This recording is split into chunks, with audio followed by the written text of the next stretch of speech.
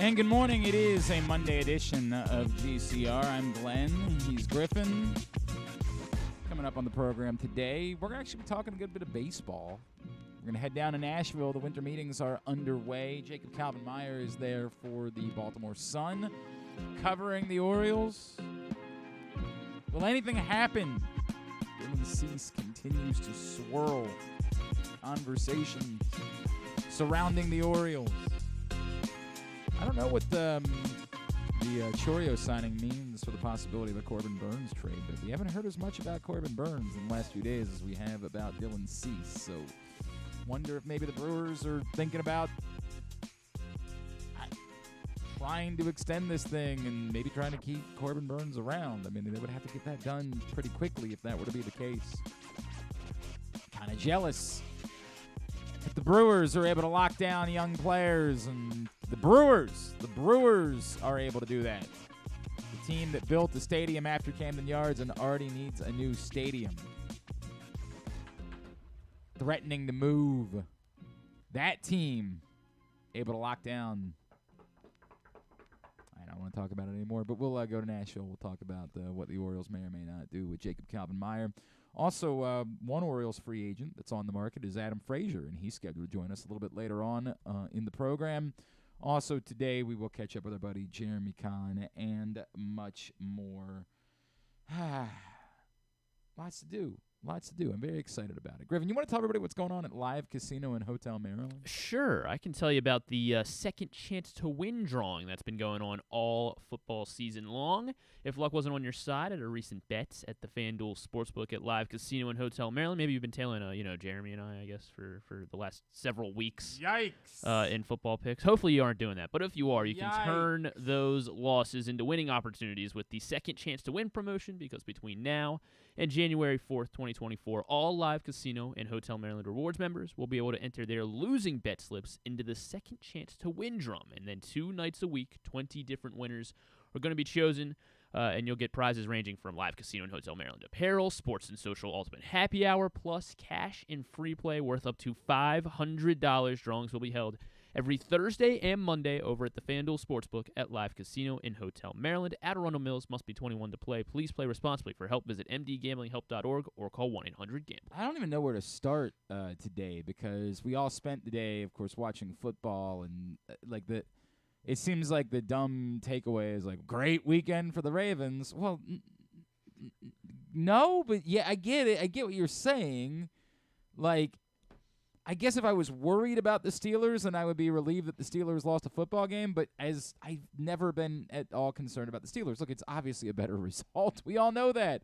And it was fun to watch the Steelers get their comeuppance, because we all know that the Steelers are frauds, and it was kind of hilarious that it was the Arizona Cardinals of all teams that could prove how fraudulent the Steelers were.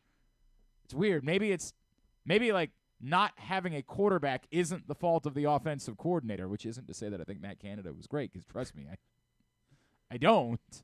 But Jesus, dude. No, I definitely don't have a quarterback.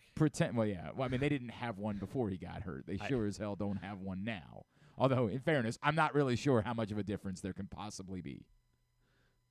God.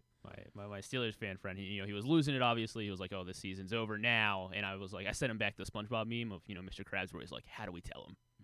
The season was over. Never happened. Several weeks ago. It was never happening. You were never winning anything with Kenny Pickett as your quarterback. That was not going to be a thing. Is he confirmed, by the way, done for? They said they're trying to hold out hope that it's going to be 4 weeks, and that he'll come back against the Ravens. Doesn't make a difference. So there's that, right? There is that. Then add on to that the fact that everybody was very excited. The Chiefs lost last night, and that helps the Ravens in the race for the number 1 seed, which it does. The way to word it is the Ravens now control their own destiny for trying to get the number 1 seed. But the reason why they control their own destiny is only because they have the other 2 teams with 3 losses still on the schedule. They still have essentially no margin for error. None. And to that end, the Chiefs, it's another non-conference loss. So if the Ravens were to lose even to the 49ers, which would be a non-conference loss, they would still drop back behind the Chiefs in the race for the number 1 seed because the Chiefs have fewer AFC losses than the Ravens do. Which, again, doesn't mean it isn't on paper. It's better that the Chiefs lost than if they had won. But I would maybe slow it down a little bit. Like, I would maybe not overreact.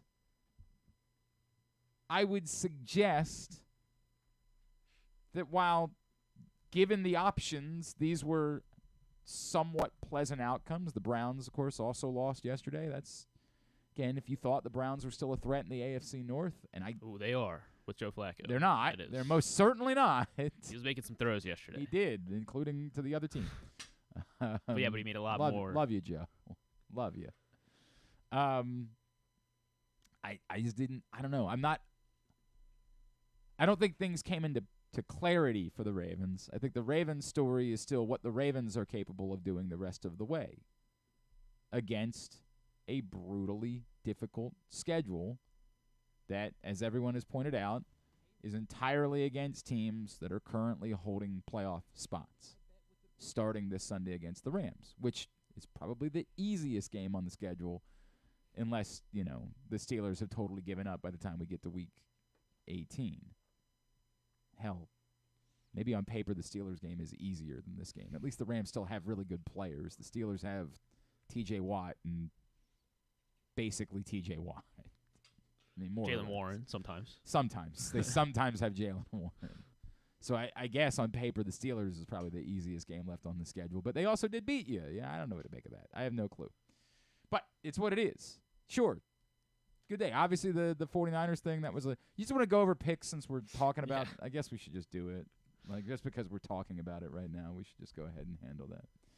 All right, quickly, picks recap from the weekend is brought to you by, this one's brought to you by your local Toyota dealer and buyatoyota.com. The Toyota Tacoma comes in a range of models and trim lines, so you can choose the perfect Tacoma to reflect your unique personality and driving habits. Check out buyatoyota.com for deals on new Tacomas from your local Toyota dealer today. So let me do the NFL games first, just because that's what we were talking about. Seattle-Dallas on Thursday night, obviously, that one was a much closer game than a lot of us thought that it was going to be. And the only folks that were on Seattle were the Nick Kelly and Jeremy Conn. So it was a great start to the weekend for Jeremy Conn. Thought that maybe this might be the week where he finally made his move. Spoiler alert, it was not. Next, on Sunday, Detroit and New Orleans. Jeremy Conn, a lone wolf on New Orleans, and only lost by 1 point. This was a goofy game. If you weren't following any of this, Detroit got up like 21-0, and we were all sitting around wow, see, told you the Lions were going to bounce back. They only ended up hanging on to win by 5 points. So they do cover because the line was 4, but it was dicey. It was very close. Denver-Houston. Yesterday, good game, very good game. Came down. Russell Wilson had the ball late with an opportunity to win it for the Broncos. Made a back foot throw under pressure, and it was picked off in the end zone. So the Texans hold on to win by 5. They cover the 3.5. We were pretty split on that one. Griffin was on Denver. Not a good week for Griffin. Kyle Ottenheimer was on Denver. John and Little Rock was on Denver. Ryan Shell was on Denver. And Jeremy Conn was on Denver. I've never been more wrong about a football game in my life than having faith in Philadelphia. That was not wise. Eagles get hammered. I mean, just rolled over by the 49ers, who declare themselves, which a lot of people believed anyway, but like the thing where I said, it's kind of weird that we're all now anointing the 49ers as being the best team. Yeah, they deserve it. They'll be number 1 in all the power rankings this week, and it's well-deserved. The 49ers crushed the Eagles. Only myself, Griffin, common theme, and Nick Kelly were on Philadelphia. Rams, Browns, as Griffin alluded to, it was very competitive. Joe Flacco was making some throws early in the game. You're like, this could be interesting, but it couldn't last. Yeah, fortunately, Sean McVay has Kyron Williams on his fantasy team as well. That's right. Well, I mean, that wouldn't have made a difference in getting the cover. Yeah, but just I'm glad. Because you had Kyron Yeah, Williams. because I have It Kyron was Williams. good to late. I'm good to know that his coach also. Yeah, they added an extra score late. So because of that, the Rams win comfortably. They only needed to cover 3.5. They got that. We were split on that one. The ones on Cleveland were Griffin Bass. It's a common theme. What are you getting at here? Common theme. As well as Kyle Ottenheimer, also John Little Rock, and Ryan Shell, and Jeremy Conn. Green Bay, not only covering, but winning outright last night. The officiating the final possession of the game for the Chiefs, just about as atrocious as anything I've ever seen. From a blatantly missed sideline call where Patrick Mahomes was very much still in bounds. That's not even like, remember last week in the Ravens game, we all thought that probably should have been a late hit out of bounds. But the officials explained, like, no, if you've committed to the tackle before Justin Herbert went out of bounds, then it doesn't matter if he was out of bounds. Once you've committed to the tackle, the rule says if he's still in bounds, you're good. Well, this wasn't just committing to the tackle. This was when the tackle was made, Patrick Mahomes was still in bounds. This was as egregiously missed of a call as you'll see until the next one. Was it the next play? No. I don't know if it was was it the next? No, I don't think it was the next play. Then a brutal, absolutely brutal no call on what should have obviously been pass interference downfield. Was 10 seconds early. He's climbing all over Marquez Valdez-Scantling. I guess this is what happens when you stink, Marquez Valdez-Scantling, is you just cannot get a call. So then, there's that. But they're not done yet. Then, I don't remember if it was it Rashee Rice, who was stood up in bounds, shoved backwards out of bounds. And everyone knows if you're moving backwards, then the clock doesn't stop when you go out of bounds. Except for the officials in charge of the action who decided to give the Chiefs the major benefit and stop the clock, despite the fact that it clearly shouldn't have been stopped. It was an atrocious series for the officiating. It just means it lived up to the standard of excellence set by officials throughout the course of the NFL this season. Just awful. But in the end, it didn't. Like the result, the Packers beat the Chiefs last night. They were absolutely the better team. And the Packers have now beat the Lions and the Chiefs in back-to-back weeks. That seems good. That seems like the type of back-to-back wins that you like to have. We were split on that one as well. On Kansas City, Jeremy Conn. Also Nick Kelly. Also Ken Zales. Also John Proctor. And once again, also Griffin Bass. Jeez, that guy. Not dude. I better start scoping out tickets. Just gotta make sure I just gotta stay at the FanDuel Sportsbook at Live Casino. Yeah, right. Because you are scooping up losers. Oh yeah. So that was that's what I have to say about the NFL slate. The college thing obviously was the story of the weekend, if you will. The 3 games that we picked: Washington 9.5-point dogs to Oregon. I did not get it. I thought that was insane. Not because I knew that Washington was going to win the game, but just because that never made a lick of sense. Amazingly, it's one of the only games that Griffin got right all weekend. Knew it. Washington wins outright. They win the Pac-12. They're in the playoff. Myself, Griffin, John Proctor, John Little Rock, and Ryan Shell were all on Washington. The SEC thing, I'll save that for a second. Michigan, Iowa. Boy, we had to sweat this one out. Damn.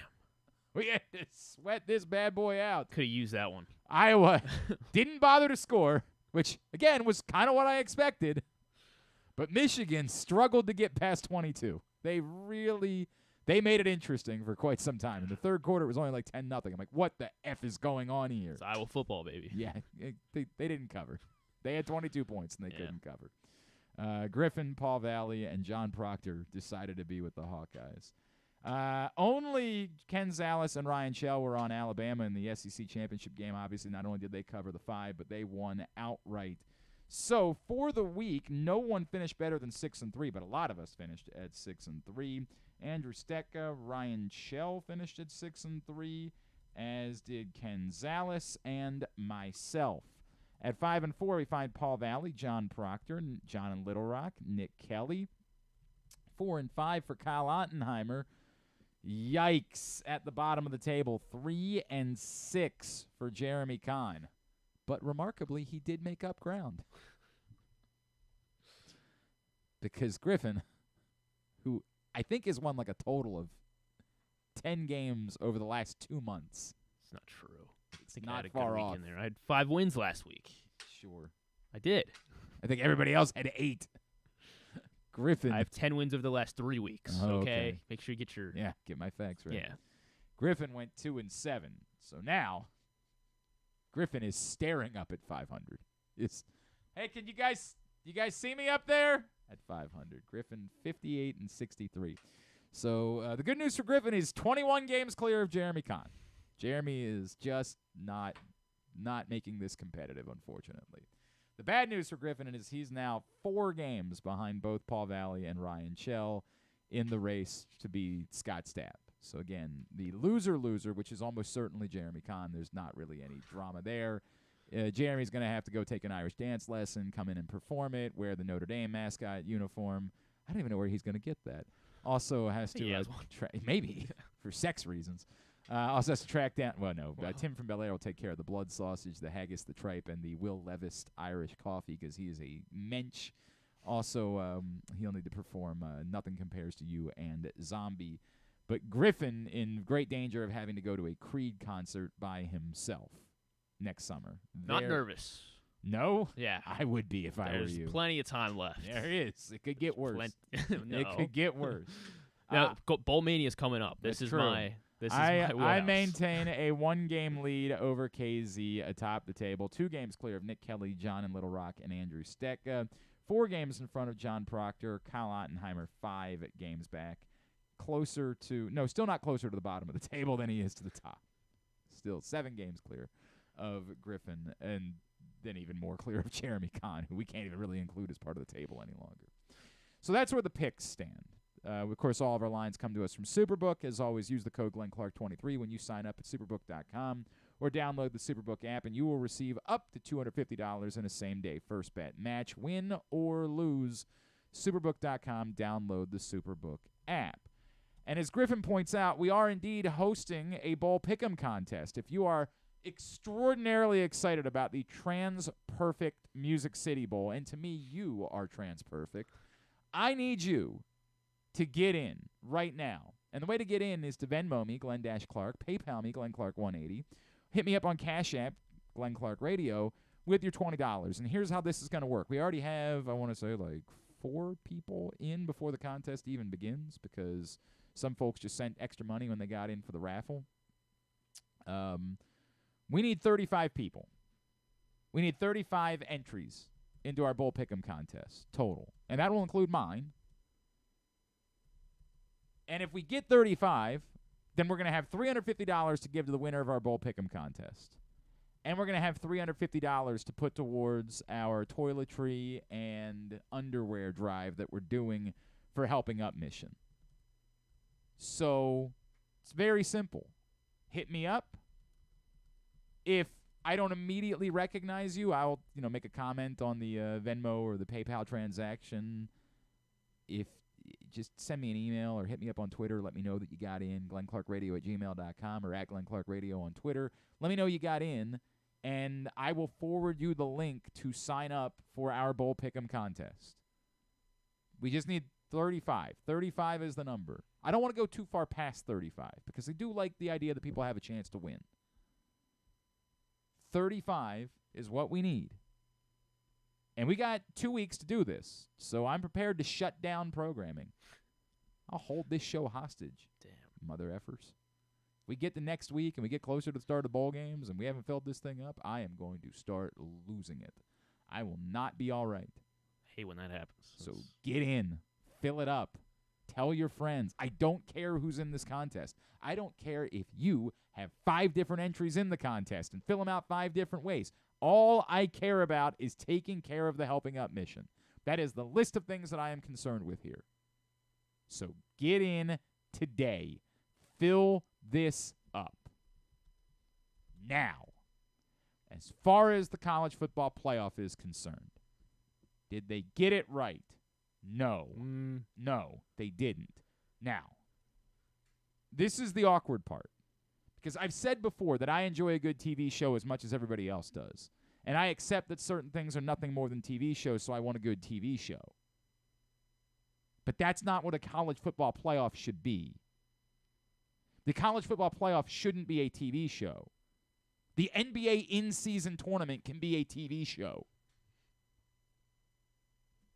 An organized sports championship shouldn't just be a TV show. All of your hand-wringing about, well, it's about the 4 best teams. First of all, you have no effing idea what you're talking about. You're just saying nonsense for the sake of saying nonsense because you've heard it repeated time and time again and no one has ever challenged it. Prove it. How are they the best teams? You have no idea. It's some esoteric BS. Well, did you see how Michigan reacted when they found out they had to play Alabama? That's how you know they're the better team. No, it's not. There is no way to prove it. Do I think that Alabama's a better team than Florida State? Of course I do. Is it in any way provable? Nonsense. And it's why this argument that you try to make that you think makes you sound smart, well, they got to get the 4 best teams, not the 4 most deserving teams. There's no way to prove that. No way. That's, in fact, the reason why we started a playoff is because we realized there was no way in the context of the regular season to prove who the best teams were. So we needed to have a playoff in order to settle that. The most deserving is the only thing we can do. And for years, the argument about college football's regular season was the reason why it was better than all the other sports is because it was the only one that really mattered. Your argument of why you don't want Florida State in the playoff is understood. When I sit down to watch, I don't want Florida State in the playoff either. But it doesn't change the fact that it's inherently wrong. That it's inherently the type of thing that you tell kids shouldn't happen. And I get these aren't kids, these are adults, their lives will go on. Fair is fair. It's also like, as been pointed out by a few people, it's jaw-droppingly hilarious that the fact that they're trying to hold it. A week ago, they knew that Florida State didn't have their quarterback, and yet they ranked Florida State significantly higher in the playoff than they did Alabama. This is as naked and shameless as it gets. The SEC is more powerful. We have to kowtow to the SEC. It's, by the way, a reminder, and this year's playoff is going to – college football will be the SEC and the Big Ten. There will be no other conferences. How long it takes, I don't know. I don't know that any of these schools that are going to end up being in these – the ACC has 2 schools that matter, both of which – have been thought to be targets of the SEC. The future Big 12, I don't know that there's a program in the future Big 12 that either of those conferences will care to have at any point down the road. Like you could say Colorado. No. Like you could say that, hey, if they're willing to take Maryland and Rutgers, they're probably willing to take anybody, I guess, except for the fact that those are like major TV markets that you're talking about. I don't know that there's another. I mean, maybe the Big Ten would sometime choose they want a team in Texas to get. Like if they took TCU, that would give them the Dallas market. So maybe TCU would be desirable to the Big Ten. There's like 2 schools that matter that aren't going to be in those conferences moving forward. So that's one of the stories, is that like Florida State, Clemson probably got a reminder, hey, whatever emotions, romantic feelings you feel towards the ACC, probably time to go ahead and let them know you're packing up shop. And when the SEC bats their eyes at you again, you go ahead and say, all right, we're in. We're good. You got it. We're coming to join you. Because the power of the SEC is so overwhelming that they'll literally just change the rules on the fly. They'll change everything on the fly to make sure that they bow down to the SEC. Now, moving forward, this shouldn't be a problem, right? With 12 teams, if you finish undefeated, you're going to get in. Probably.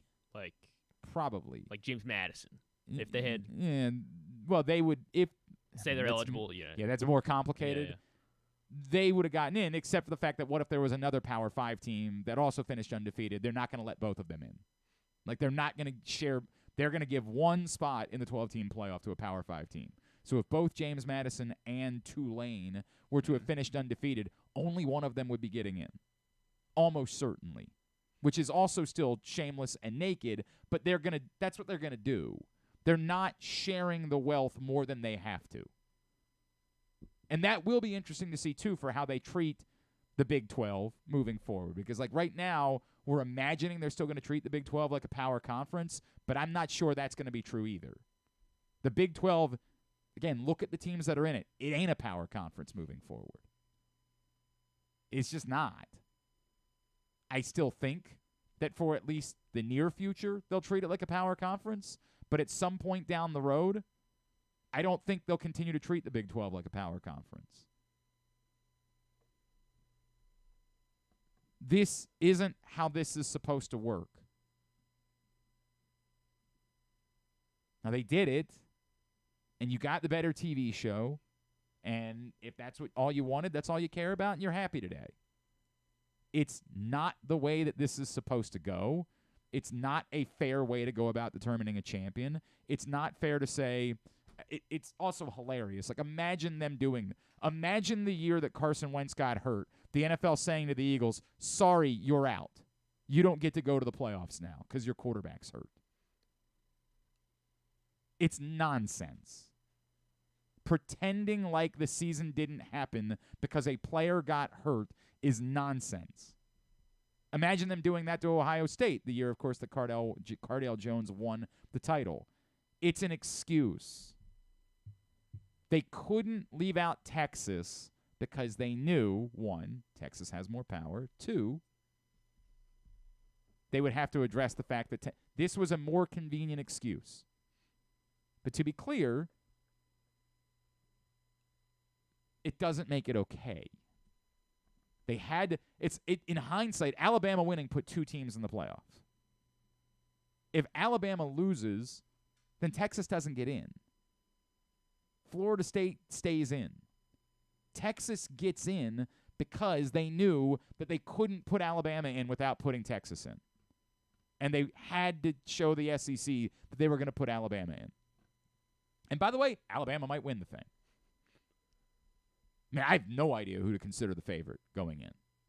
You can say that Michigan's the best team, but I don't know that on paper that I would even say that they're favored to beat Alabama, frankly. It's embarrassing. It should be embarrassing if anybody in this was incapable of feeling embarrassment. But they're not. Like, this is what they're capable of saying money. They're capable of saying money, money, money, ratings, ratings, ratings, blah, blah. That's all they're capable of saying. And they hide behind these things like, well, it's about the best team, as if that means something. They can send out whatever talking heads they want to send out to try to make it seem like there's some sort of fact behind that. There isn't. There's not. None. If you want to argue that, I don't know, Alabama was more deserving than Texas despite losing to them, argue however you want. The team that shouldn't have been left out was the team that finished undefeated. That means your process is a sham. It's a sham. Period. There's no getting around it. There's no, yeah, but I'm smarter than you. No, it's a sham. We're not actually trying to crown the champion of the season. We're trying to crown the champion we want. Yeah, and I agree with you. But it's why they did it like this. They made it so that there were no rules. In the NFL, the regular season does matter. The Eagles have to get in if they have a third-string quarterback. In creating a playoff in a sport, the purpose of that should be for this. It should be to make sure they only that did 4 teams. I understand. There's impossible. No, it's not impossible. It's not. It's not. When they have a committee hard. set up for it, they have no rules. I understand that, they can do whatever they want. But it's not hard if you have a brain to figure out that if a team goes undefeated in a power conference and wins 2 games against another power conference, then that's that. The debate ends there. The only way there's a debate is if 5 power conference champions all go undefeated. Then you got a bigger problem then. But short of that, the conversation stops there. But this is what they did. They created a sham system to make sure that they could get the teams that they wanted into this playoff. And they got it. Now, again, I don't give a rat's ass about Florida State. I have no, if anything, growing up, I hated Florida State because they were in the ACC and they always drubbed Maryland. Every time. They kicked Maryland's ass. Even the year Maryland was good.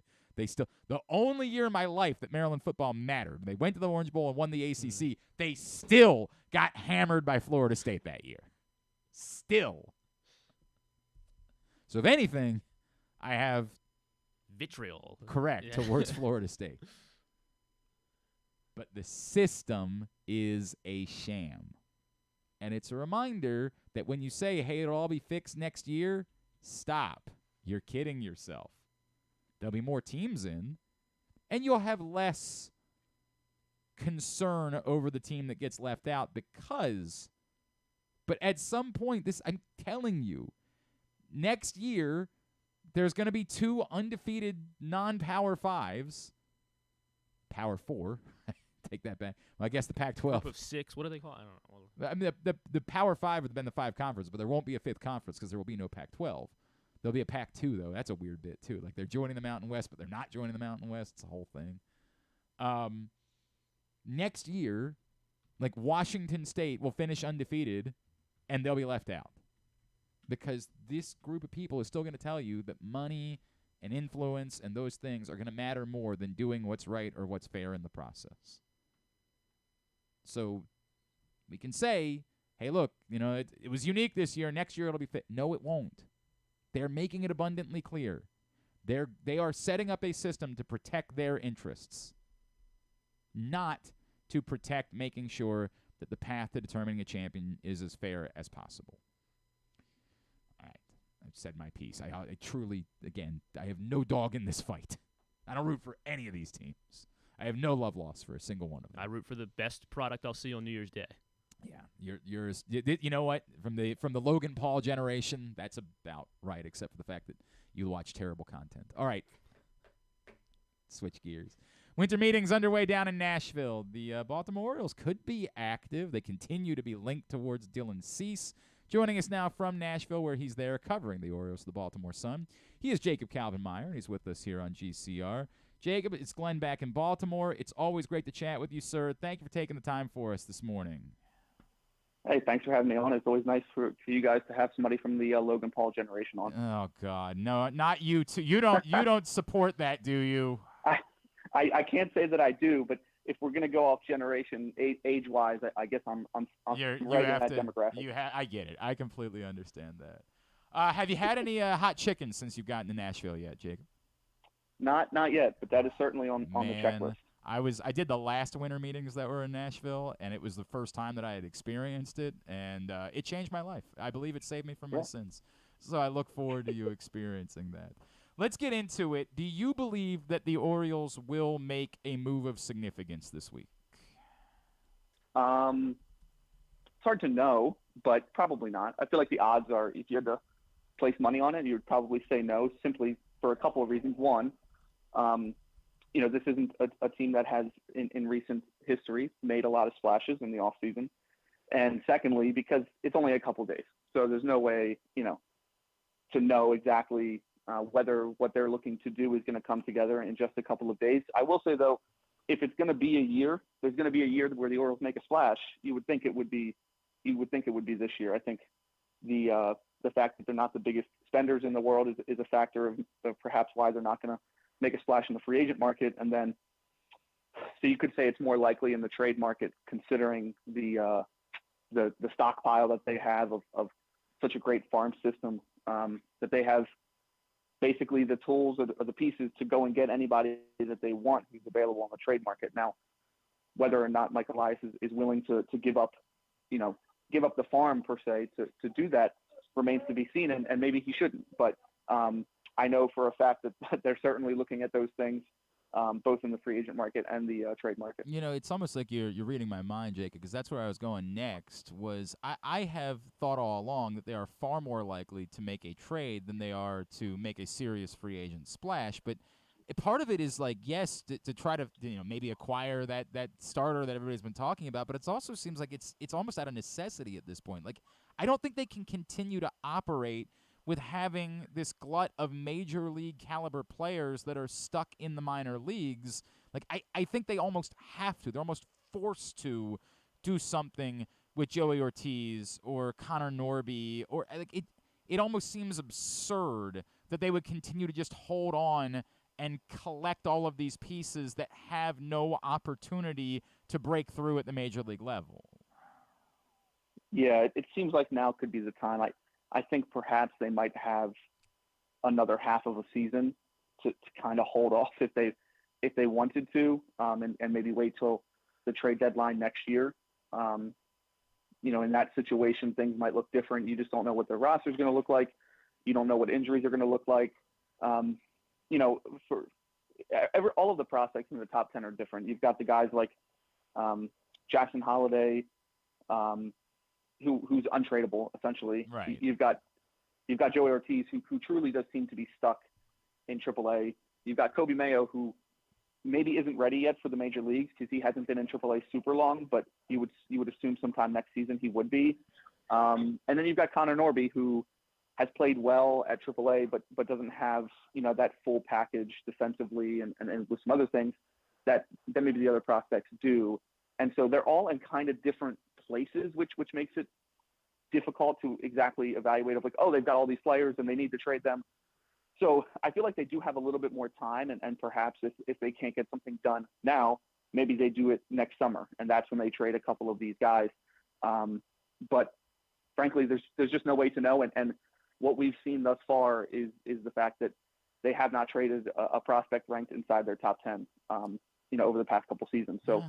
I think that's kind of a marker that everybody's looking at whenever they do make a trade. Jake Calvin Meyer with us here on GCR. Do you feel like with the competition for a Dylan Cease, and that's the name that has continued to come up the most, with the competition, do we feel like they're willing to be that aggressive just yet? Like I feel like I'm defaulting, Jacob, to like, until I see it, I don't believe it, right? Like that's what I'm sort of operating with, is because we haven't seen them make that type of aggressive move. And you could say Flaherty was a bit more aggressive than we had seen, even though it didn't work out. But do you feel like they're yet at that level where they're willing to go ahead and jump headfirst into the water and make the aggressive, beat out other teams with a big package to land the guy? I don't think your assumption is unfair at all. And I don't even think it's a critical one per se. Listen, for us to assume that they're going to make a big splash or to go out and get that top line starting pitcher like a Dylan Cease, we're kind of going to have to see it for us to believe it. And right. And so that's just simply because of, it's been so long since they've done something like that, and you go through a long rebuild, and then they've operated the team the way that they have. And that has led to great success, 101 wins last season. And perhaps they look at that success, and then they look at the failure that was the Jack Flaherty trade, and they go, maybe we reevaluate and we don't do something like that. Or they could look at that trade and say, listen, sometimes you're going to swing and sometimes you're going to miss. And that's the risk that you take when you're in this position. And I think a big part of the value of the massive success of their pipeline in the minor leagues and developing players and drafting players, and the fact that this year, for example, they're going to likely have 3 picks in the top 33 of the draft. They're going to have number 24, 32, and 33 overall, I believe. That's yet to be announced, but I'm pretty sure those are going to be the numbers. And so when you consider that, it's like, wow, they're going to be able to keep doing this in their minds and keep churning out these prospects. And what's the point of doing that if you're not going to be able to parlay those guys into bettering your major league club. And so, listen, it's a long off season. These are just a couple of days, but I think we've already seen some rumors going around that they're involved in trade discussions with this player or that player. But listen, if they want a guy, they have everything they need to go get that guy. And so if they don't get somebody, it just basically means that they didn't want them as much as another team did, and that's okay. But they have everything it takes to get basically whoever they want who's available. Jacob Calvin Meyer with us from the winter meetings down in Nashville at the Gaylord, where you're basically stuck inside like a miniature city for the entirety of a week. Jacob, I guess one of the other things that comes to mind this week, as much as we're going to be paying attention to that level, I feel like what needs to still come into picture is, do we think they're ready to make a move on any of their veterans that either they're not interested in paying big arbitration dollars to, or they feel like might be blocking some of these other guys that we're talking about that we feel like, a Kobe Mayo or, the outfielders and the names, the Mountcastles, the Hayes, the Santanders, Mullins, I guess, although there's not a lot of trade value right now with Mullins. Do we feel like they're in a place where it's time for them to make a move on any of those guys? Or, again, does it seem like they kind of want to keep that playing out and not necessarily move on from anyone in that group just yet? No, listen, I think a lot of that discussion and a lot of that talk is somewhat of a fool's errand in a sense. You look at how great their prospects are, and it's like, oh, my God, you've got Colton Cowser and Heston Kjerstad, and those players have bright futures. Heston hit pretty well when he was in the major leagues, but he barely played any defense. And Cowser struggled a lot, like a lot of their other young players have. And so it doesn't take anything away from the futures that those guys have. But, you've got Austin Hayes, who, he did tail off at the end of the season, but, he was an all-star and he was their best hitter in the first half of the season. Yep. And for the most part, you felt comfortable when Austin Hayes was at the plate, and he was probably their best defensive player. He was a legitimate Gold Glove finalist who could have won that award in depending on another year. He just, there were other players better in left field this season in the American League. And then you look at Cedric Mullins, you mentioned maybe he doesn't have as much trade value. He also brings a ton of value defensively in center field. And they still believe, of course, and so does Cedric, that he still has that 2021 season in him. You saw flashes of that in the first couple months of the season before he got hurt. And so, why are you going to give up on a guy like that? And then Anthony Santander, there were a couple instances throughout the regular season where he had a minor injury, like a back thing, and he missed a couple of games. And man, when he missed those games, you looked at the lineup and it just looked so much, it looked less fierce. It looked shallow, honestly. And so when he is so important to that lineup to have in the middle of the order, he's hit, almost 30 home runs in back-to-back seasons. One year he did hit over 30 home runs, one of the best switch hitters in baseball. And so, yeah, he's in his last year, and they might not sign him long-term this offseason or after next season. But when you were kind of already struggling, in the home run department, to then give up perhaps your best home run hitter is probably a risky thing to do if you're not going to get upgrades elsewhere. So, yeah, I think you got to take each guy on an individual basis. The one that you would say would be most likely to have not come back was Jorge Mateo, and they didn't just tender him a contract. They signed him to a contract. Right. And so, I think Ramon Arias is another guy that maybe they look at. And, just because they gave Jorge Mateo that contract doesn't mean that they can't, include him in a trade or something like that. But I think he was the one that you looked at and said, okay, maybe he's the one who's not going to be on this roster, but it looks like he is.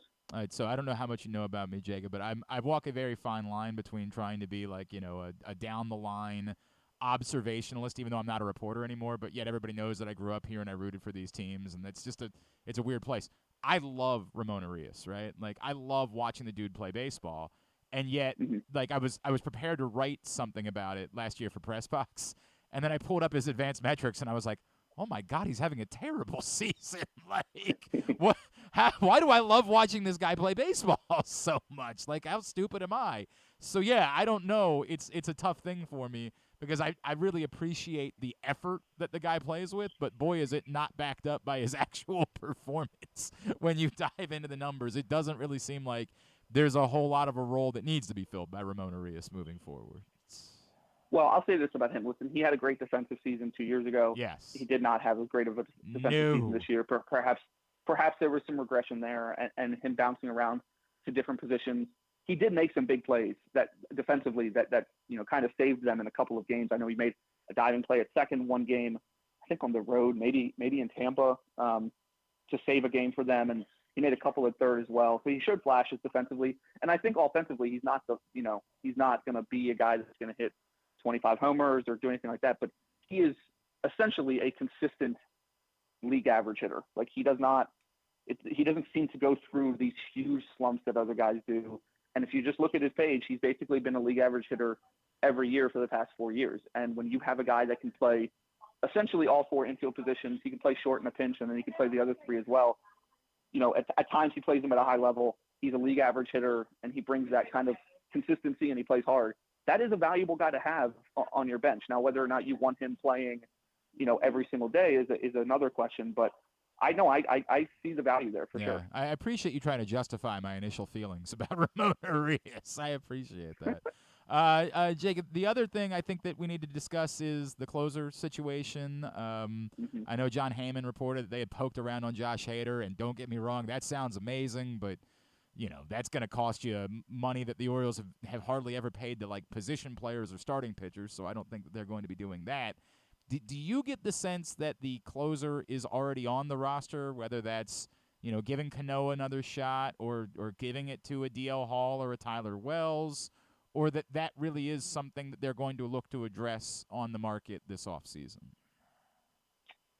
I don't know if – I know, like, the closer title is sexy and it does matter to people and it does matter to teams, but I don't know if they're looking at it that way. If I had to guess – they're looking at saying, okay, we don't have, at least for the 2024 season, we don't have essentially the best relief pitcher who is able to go 2 innings at a time, who saved them in extra inning games time after time, who strikes out nearly 50% of batters. There's nobody on the market who can do the things that Felix was doing, not even Josh Hader.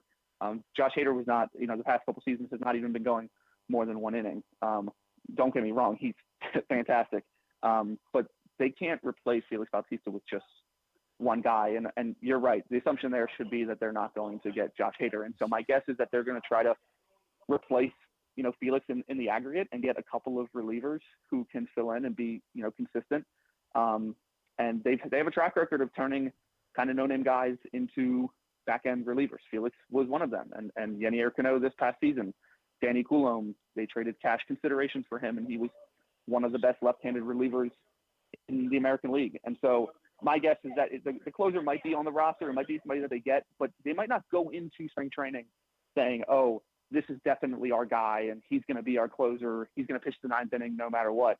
Because if you look at the bullpen, other than Cano and Coulombe and Perez, and perhaps DL Hall, if they just say he's a reliever, there's not really many other guys that you can just say, oh, that guy's definitely going to be in the bullpen. It's like, Michael Baumann might start the season in AAA. He could be in the big league bullpen. Brian Baker, same thing. Jacob Webb, who knows? Yeah. And so I think they have an opportunity here to not just fortify the back end, but if they can, perhaps they can fortify both the middle relief and the back end, get 2 or 3 guys, and then, maybe you can replace Felix that way. All right, Jacob Calvin Meyer. Of course, it's at @JCalvinMeyer on Twitter. You want to give everybody a plug for what you're going to be doing this week and coverage that they're going to find from the Baltimore Sun from the winter meetings? Yes, I'll be running around like a chicken with my head cut off. Yep. Hopefully eat some Nashville hot chicken. And you guys can follow along on Twitter at @JCalvinMeyer and check everything I'm doing out here at thebaltimoresun.com. I don't know what the schedule is for Hyde and Elias's availability, but if I can make a recommendation, Vanderbilt's at home on Wednesday night. The building is awesome. Like, it's such a cool place to see a basketball game. And I would make a recommendation to take a second, get over and check it out because it's a really, really cool place. Jacob, enjoy. I'll have to see my schedule. Yeah, enjoy the 5 minutes of time that you will have to yourself in Nashville. Really appreciate you spending most of those with us this morning right here on GCR. Thanks for doing this, dude. Appreciate it. Thanks. Jacob Calvin Meyer from the Baltimore Sun with us here on GCR. Appreciate him taking the time. I did. It's funny because, the name that Stan brought up last week was Stevenson. And I was like, man, I hadn't really thought about that. I think I saw over the weekend a report that the Orioles had indeed poked in on Robert Stevenson. And looking at his numbers, I said, wow, that is an intriguing. John Morosi was the one that reported it. John Morosi said, update. It started with right-handed pitcher Robert Stevenson has been one of the most popular free agent relievers this offseason, sources say. Stevenson had a 0.678 whip over 42 appearances with the Rays this year, is drawing interest from the Dodgers, Cubs, and Angels, among other teams. Update. The Orioles are showing interest in Robert Stevenson as the bullpen market has begun to move rapidly. Baltimore is looking for an impact arm in Batista's absence. Yeah, his numbers are outstanding. I mean, his numbers are quite good. Again, when I hear that the other teams that are poking around with the Dodgers, Cubs, and Angels, it smells to me like out of our price range. Probably going to be priced out. Yeah. That's what it smells like to me. I would love to be wrong. I would love to be pleasantly surprised. I would love for the Orioles to say, hey, we're going to prioritize something, and this is what we're prioritizing on the free agent market, and we'll address everything else via trade. But doesn't smell good when those are the teams that you are competing against. All right, hour number 1 of today's show is winding down. You're looking for more baseball conversation. Not only will we have more baseball conversation for you, because Adam Frazier is going to join us in a few minutes, but also later on today, Stan the Fan Charles, Ross Grimsley, and Luke Jackson will have some baseball conversation for you at Facebook.com/PressBoxSports. If you miss it live, you can check it out, YouTube.com/PressBoxOnline. Every Monday, Stan, Ross, and Luke talking baseball, including later on today. When we come back in, as I mentioned, Adam Frazier. He's going to join us. He's not signed yet. I assume he's not going to announce his retirement. I assume he's planning on trying to continue his career. We'll talk to him about the season that he had in Baltimore and more. That's next. It's Glenn Clark Radio. Why bet with the big boys this football season? Instead, try your hand with the local book, Superbook Sports, this fall. Superbook Sports is the book next door. Just a dedicated team of the best odds makers in Las Vegas, making sure you get the best prices and parlays anywhere. And now, Superbook will give you a bonus of up to $250 when you sign up and wager on the same day and use the promo code GlennClark23, GLENNCLARK23. So bet with the best and use the promo code GlennClark23 this football season with Superbook Sports. Visit Superbook.com for terms and conditions. Gambling problem? Call 1-800-GAMBLER.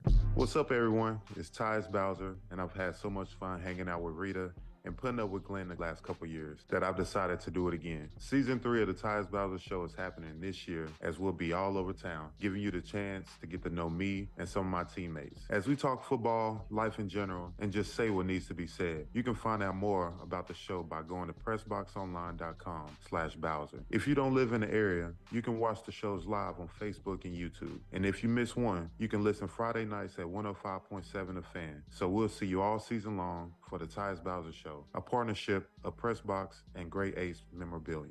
There's so much focus on sports betting these days, but I want to talk about an area that nobody wants to gamble on, where you choose to go out and spend your hard-earned dollars to eat. The Costas Inn is no gamble at all. The quality on their menu is outstanding, and the value is off the charts with a great and varied list of specials Monday through Friday. And the staples of the menu, whether it's salads, burgers, fish, they're all fantastic. And I haven't even mentioned the crabs or crab cakes yet. So check out the menu for yourself at CostasInn.com. When choosing a place to dine, never gamble on the food you put in your belly. The Costas Inn at 4100 North Point Boulevard, or call 410-477-1975 for reservations and your steamed crab orders. What company has the expertise to make your home healthier by purifying your air and killing all viruses, allergens, and bacteria? A.J. Michaels, Heating and Air Conditioning in Baltimore and Annapolis, ajmichaels.com.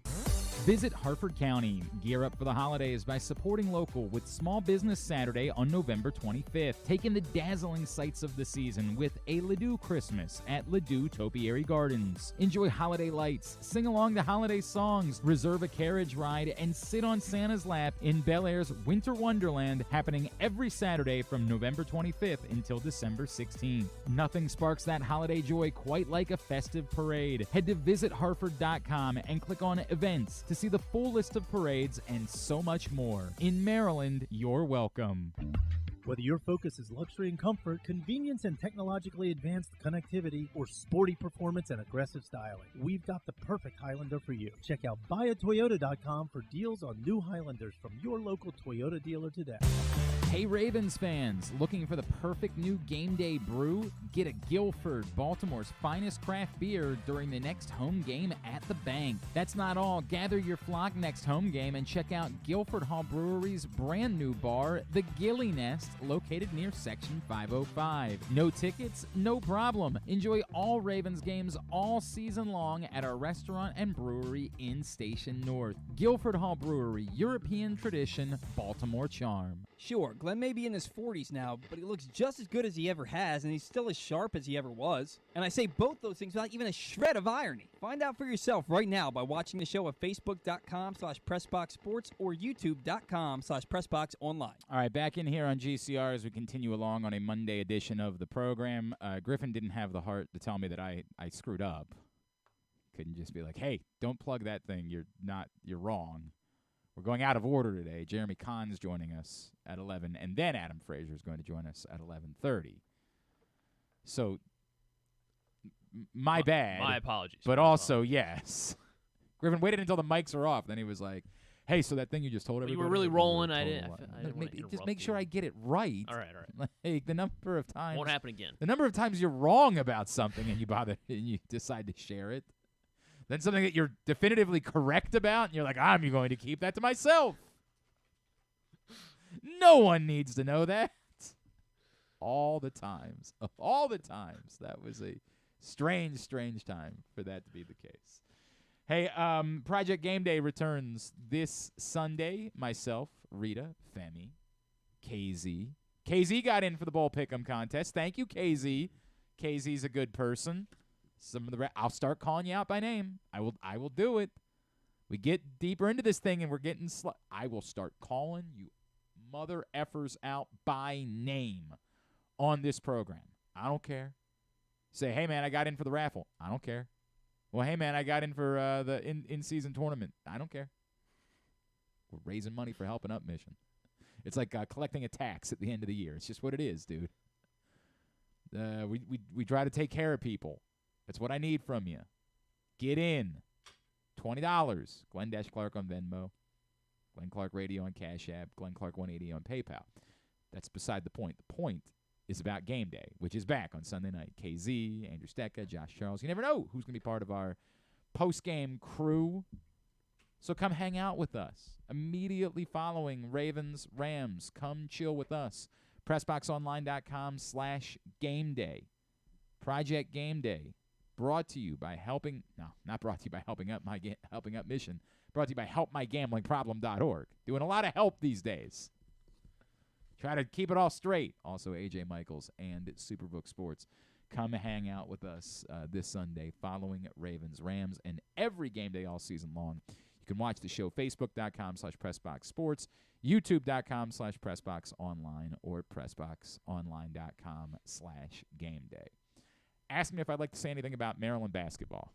How do you feel about Maryland hoops right now? No, ask me the question that I told you to ask me. How do you feel about Maryland basketball? That's not what I said. Ask me if I'd like to say anything about Maryland basketball. Would you like to say anything? Sure wouldn't. Moving on.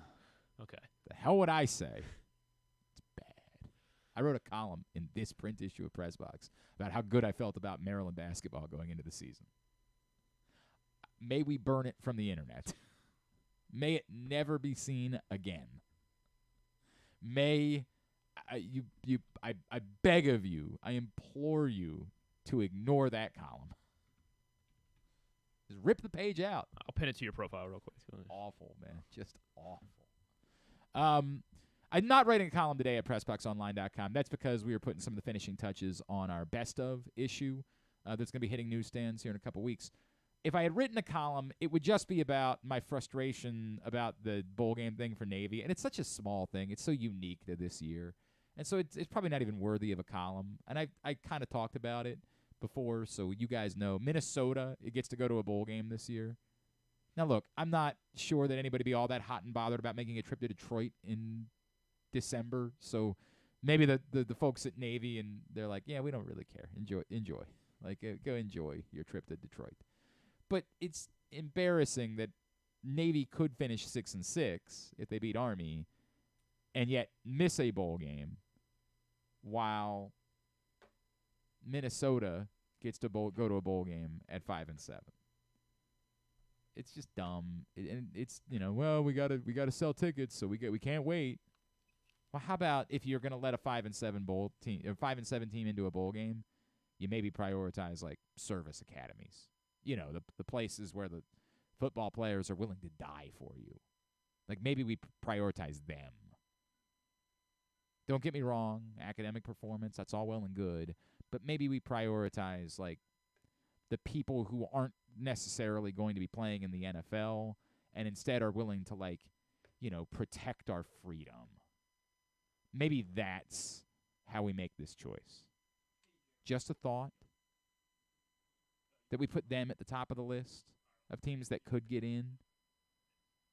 So that's what I would have written about. It probably didn't need to be a column. It's very silly to me that that's something that we continue to do. All right, doing a little bit earlier this week, but it is a Monday, and every Monday we catch up with our friend Jeremy Conn. Big Bad Morning Show, 105.7 The Fan, as well as Concrete Locks, CONN, concretelocks.com. How you already starting to practice? Have you signed up for your dance lesson just yet, pal? No, I just got back from the doctors, and apparently I'm allergic to haggis, blood sausage, wow. and that's weird. dancing and singing. That's and, weird. That's so weird how that works out. No. So, it's been so Saturday was a good day for me. Sunday sucked. And you obviously can look at the picks and see how everything went this weekend. The NFL has been so ridiculous this year. Just absolutely absurd, man. It's like I was saying it today. Like when you look at teams that we think are bad, and I'll give you a couple examples, like the Chargers, who are just okay. They go on the road to face a really bad team, right? We had like Arizona goes. Well, actually, Arizona's not a good example. Tampa Bay hosting against a really bad team in Carolina. And you just see the same things, the Jets and the Falcons, the same things happening in all those games where the really bad teams are showing themselves. They're really bad. I mean, they're really bad, those teams. And you have to actually question whether or not they're even trying sometimes because it just looks so off. I have no idea. The New England Patriots scoring 0 points is what a world we're living in, man. Did you see they gave up like in their last 3 games, they gave up, was it 13, 13, and 10, and they lost? Jesus Christ. And then 5, or 6 or whatever it was. Yeah. I think the Chargers were 5.5 point favorites, kick 2 field goals and win the game. Yikes. So. That is a giant yikes. Well, we look forward to it. I mean, we can't wait. Can I say this? Like, I don't know how enthralled or how like thrilled I'll be with the singing and all that other stuff. Yes. I will make a show of it. But once I start Irish dancing, once I take one class, I think I'm just going to wow everybody. Why weren't you doing this all along? I am really looking forward to seeing this. I got to be honest with you. Will you let me come with you when you take the lessons so that I can film that? Would you be willing to do that? Okay. So, all right. So you got to explain to me, how does all the food stuff, is somebody else? Do I got to buy that? No. Tim in Bel Air, our friend Tim, has done this for years. He is very happy to take care of. In fact, in some perverse way, it gives him joy to prepare these things. Like he lovingly prepared the bull balls for me one morning. Like he's Tim Fisher, who's always come through for us. He already chipped in $100 to helping out Mission on top of everything else. He's one of my somehow he's both an attorney and a good person, which I don't understand in any world. It makes no sense. We'll work with the two of you. Yeah, we'll work with the two of you to figure out a day that works for both of you to do it, and he will handle all of those things. The costume will be the one part that you'll have to be on the hook for. Right? And what's the costume again? Explain, because I'm just trying to remember everything I have to do. You got to dress like the Notre Dame mascot, which really is you got to dress like a leprechaun, but we don't want to say that because I never know what's offensive anymore and what isn't. Like, you know what I mean? I got you. You know what I mean? Like I don't know if somebody's bothered by it. If an Irish person is like, you can't say that. I don't know, man. I'm trying, bro. Like leave me alone. I'm just tired. I just want to make fun of all people. Like, can we make fun of everyone equally? Exactly right. So whatever that is, you got to do that. Dude, did you ever see Bill Burr's Philadelphia rant? I was just telling Rob about it today. It is arguably the greatest rant ever, and especially when he gets to the Joe Frazier point of it. Which, so go ahead. Okay, if you guys, the internet gave it away to me, so it's still worth watching. I had never seen this. In 2006, Bill Burr played a show in Philadelphia. It was actually in Camden, New Jersey, at that pavilion, whatever they call it. It's had 100 names. I saw a Mumford & Sons concert there. I've seen 100 shows there over the years, but it changes its name like every year, whatever that pavilion is. And they sucker. It was definitely like BB&T or something. I don't know whatever it is.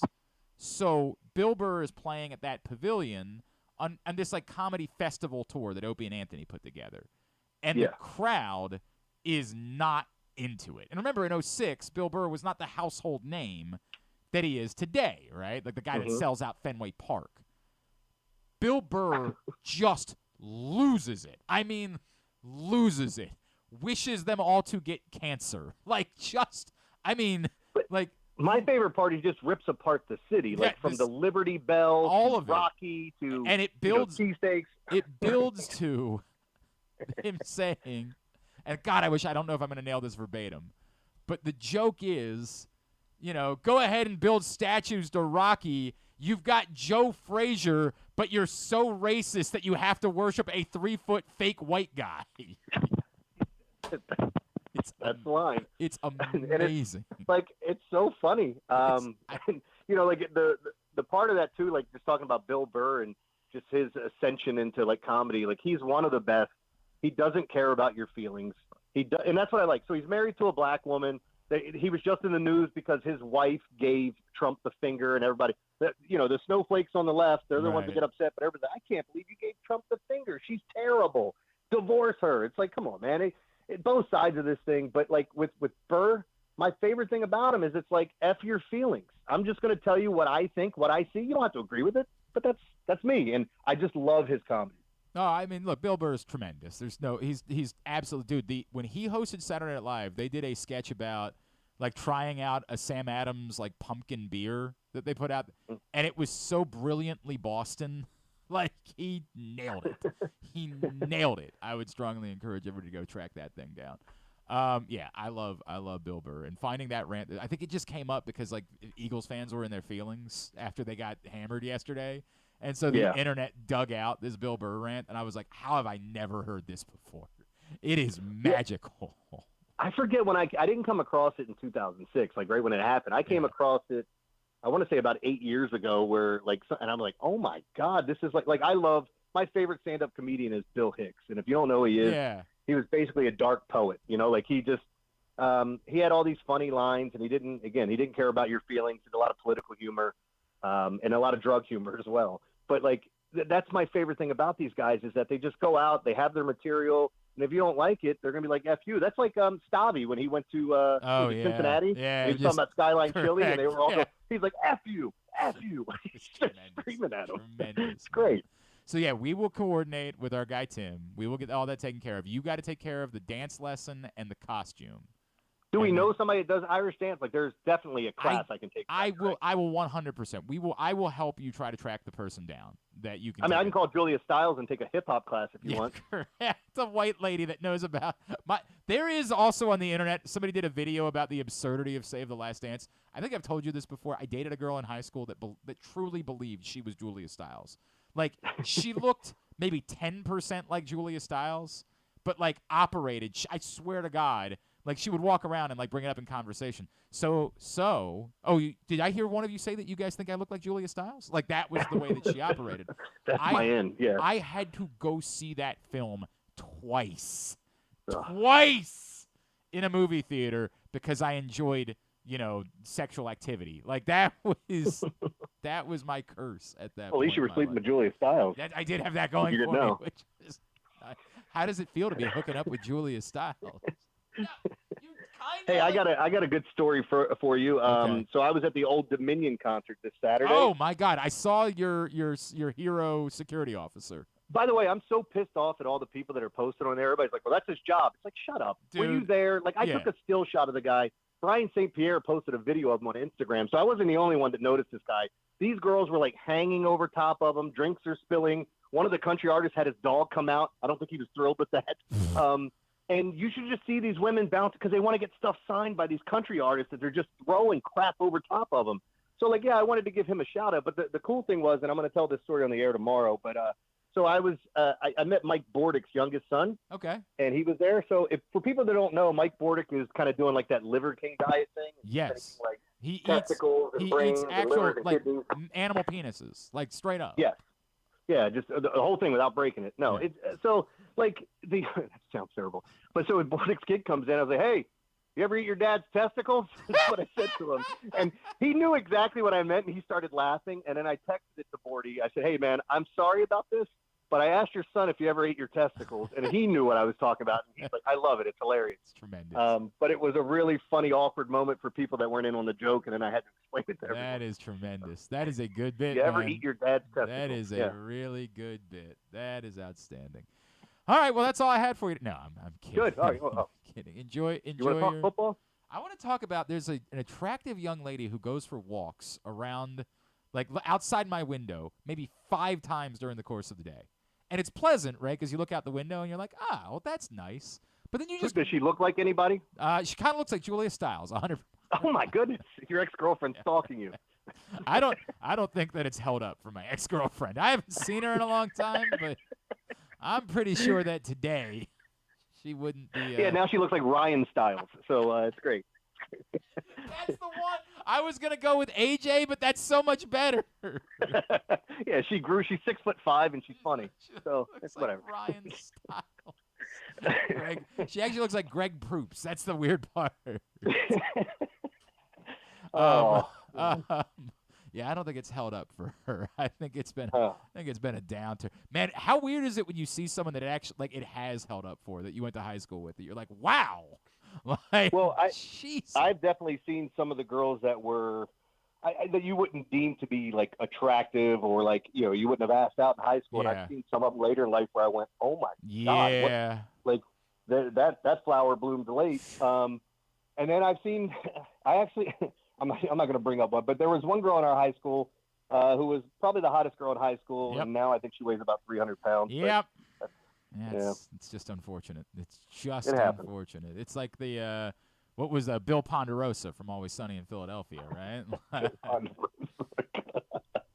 Good old Bill Ponderosa. God, man, and she went ahead. She went right ahead and did it anyway, didn't she? Yeah. She went right ahead. All right. Woman D was banging him for a while. Yes, 100%. That's what I'm saying. D was so excited about it. She was like, I'm going to see Bill Ponderosa. And then, she sees him and she just goes ahead and bangs him anyway. It's wonderful. All right. So, I don't know. What are we doing? What is any of I loved this? him in the Halloween episode with Guillermo del Toro. Oh, God, that was great. Oh, that was excellent. All right. So, where are you at with the whole Florida State thing? So I understand it. So I said, to use another bad analogy, like I'm the king of them, but it feels like running backs in the NFL. Like, running backs get paid, right? They don't get paid the type of money, and everybody's complaining about what they're getting paid. And it's like, what do you do? And it's like, it is what it is. I don't think it's fair, but how do you change it? And the only thing I said this year is that it would have been the perfect year for a 12-team playoff.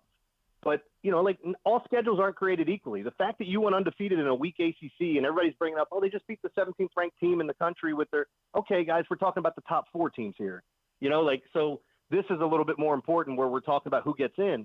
And with Florida State being down their quarterback, I think they got it right. I feel worse for Georgia, who was number 1 the entire year, and you lose in the SEC championship, and they go, nope, you're not good enough to be here now. So I'm in a weird place because, as I said to Griffin earlier, I understand as a fan, I just want the best TV show, right? Like, I understand that. On the flip side, what you just said to me is the part that, we have to acknowledge. It is a sham. Like, it's inherently unfair, and we would never do this. And we would never in another sport say, to the Ravens last year, your quarterback got hurt, well, you're not allowed to compete for a championship anymore. Like, you're out. We would never do this. The system was set up to be rigged, essentially. Like, it's set up to be a rigged system. And you can say, well, that's what they get. They made a 14 playoff. It had to be a rigged system. Not really. Like, it shouldn't be rigged. And I think the other thing that I came out of it saying is, when you try to say, well, hey, this will all be fixed next year because it's going to be a 12-team playoff, understand. Well, 13, 14, 15 are going to complain, yeah. But they'll complain. But more importantly than that, there will still be an element of it that's rigged. Imagine next year that both, Tulane and Washington State go undefeated. One of them is going to be left out.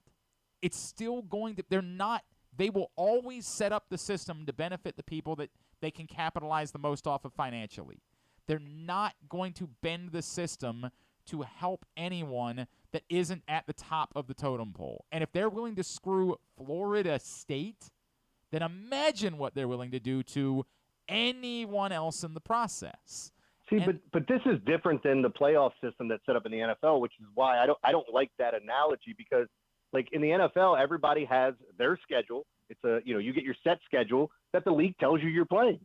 At Florida State, you create your own schedule. And all like, they you know did you're was playing go your out ACC and schedule team. 2 SEC teams. Yeah, Like, they have to because the ACC. So this is a conversation we had with Gary Palm this morning, who was, he was kind of livid that Florida State didn't get in. He said they're a Power 5 and they went undefeated. But it's a really weak conference, which we all agree with. And then if we talked about it, is Florida State one of the 4 best teams right now? I don't like that, Jeremy. Like this is I hate that. Well, that's because, what it is. It's because the 4 teams right now. Right. When I say teams. I don't think so, what I'll also say is, but we would have never thought that Ohio State team with Cardale Jones was one of the 4 best teams. They just got in, and they happened to win a national championship too. To the point, I don't think there's a chance in hell that Florida State would have won a national championship. Although that being said, I don't really know who I think is the favorite to win the national championship of these 4 teams because, I thought it was Georgia or Oregon, and neither one of them is in, right? So, I don't know. I have no idea how these games are going to play out, but I hate that argument of who are the 4 best teams because we can't – all we're basing it off of is, how our gut feels. And, again, a week ago our gut told us that 2 teams were the best teams that aren't the 2 best teams, right? Yeah, well, look, you're making great points about this. Florida State did beat LSU, who was a good team. You beat Louisville. They had a crazy game against Clemson, which they found a way to win, had a crazy game against BC. And I'm not picking apart everything. I watched a lot of their games, and I love that team. I wanted to see Jordan Travis and that group go. Right. But without him, I get it, and I understand why everybody's like, I don't want this. It's not fair. But, the schedules, and when we start talking about how you set them up, the SEC, the conference is so freaking tough year in and year out. They schedule a lot of cupcakes outside, which is kind of surprising that you saw the LSU-Florida State game. But, Bama barely hit that 4th and whatever it was, 31, and the crazy play that happened there and getting the hell out of Dodge and then figuring out how to beat Georgia.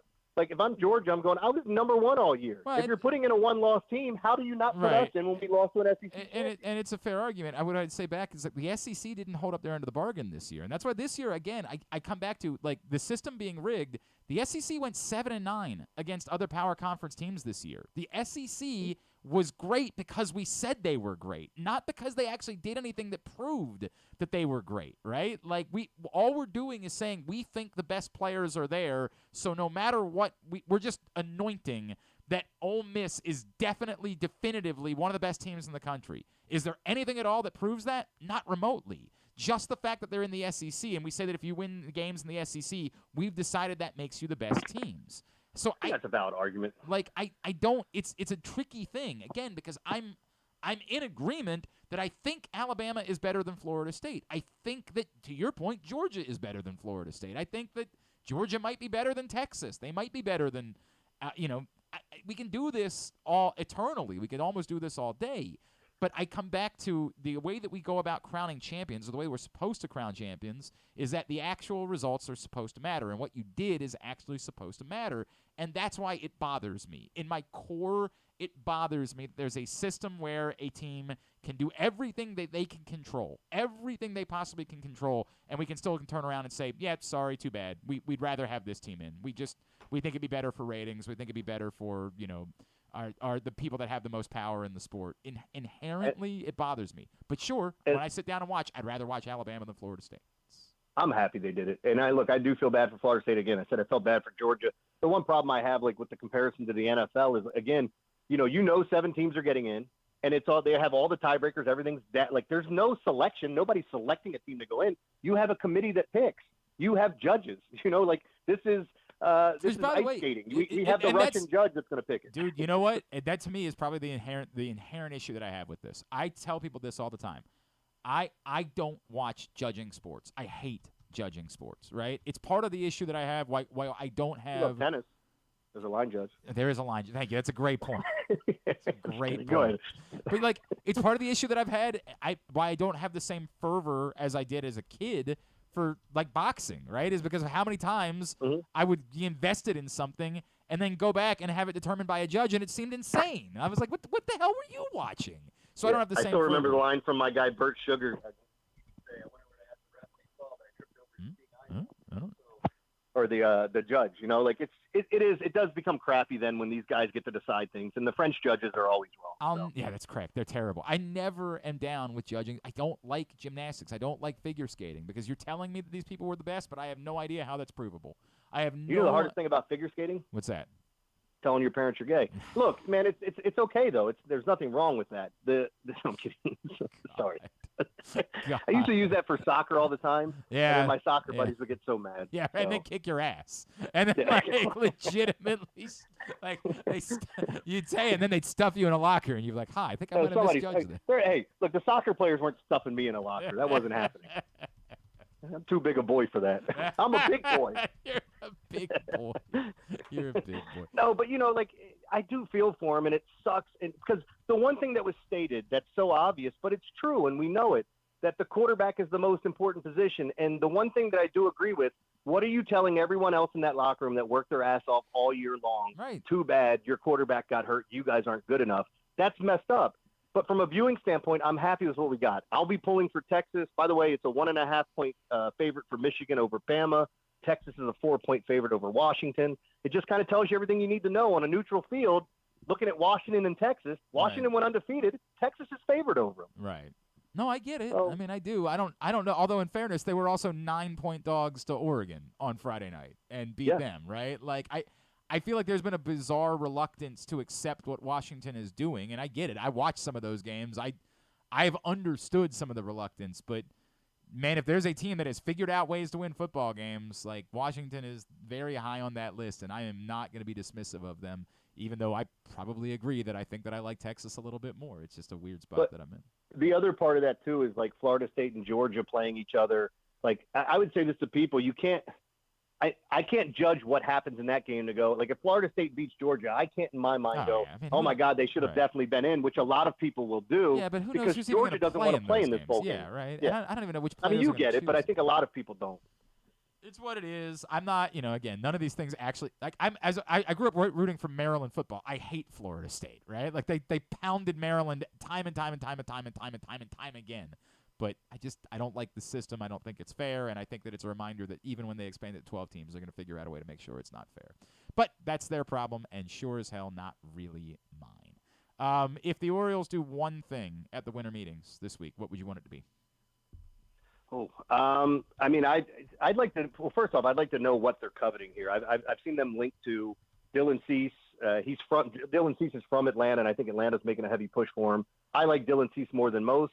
By the way, I think Grayson Rodriguez is a Dylan Cease type clone. He had a bad year this year. I don't think he's that pitcher.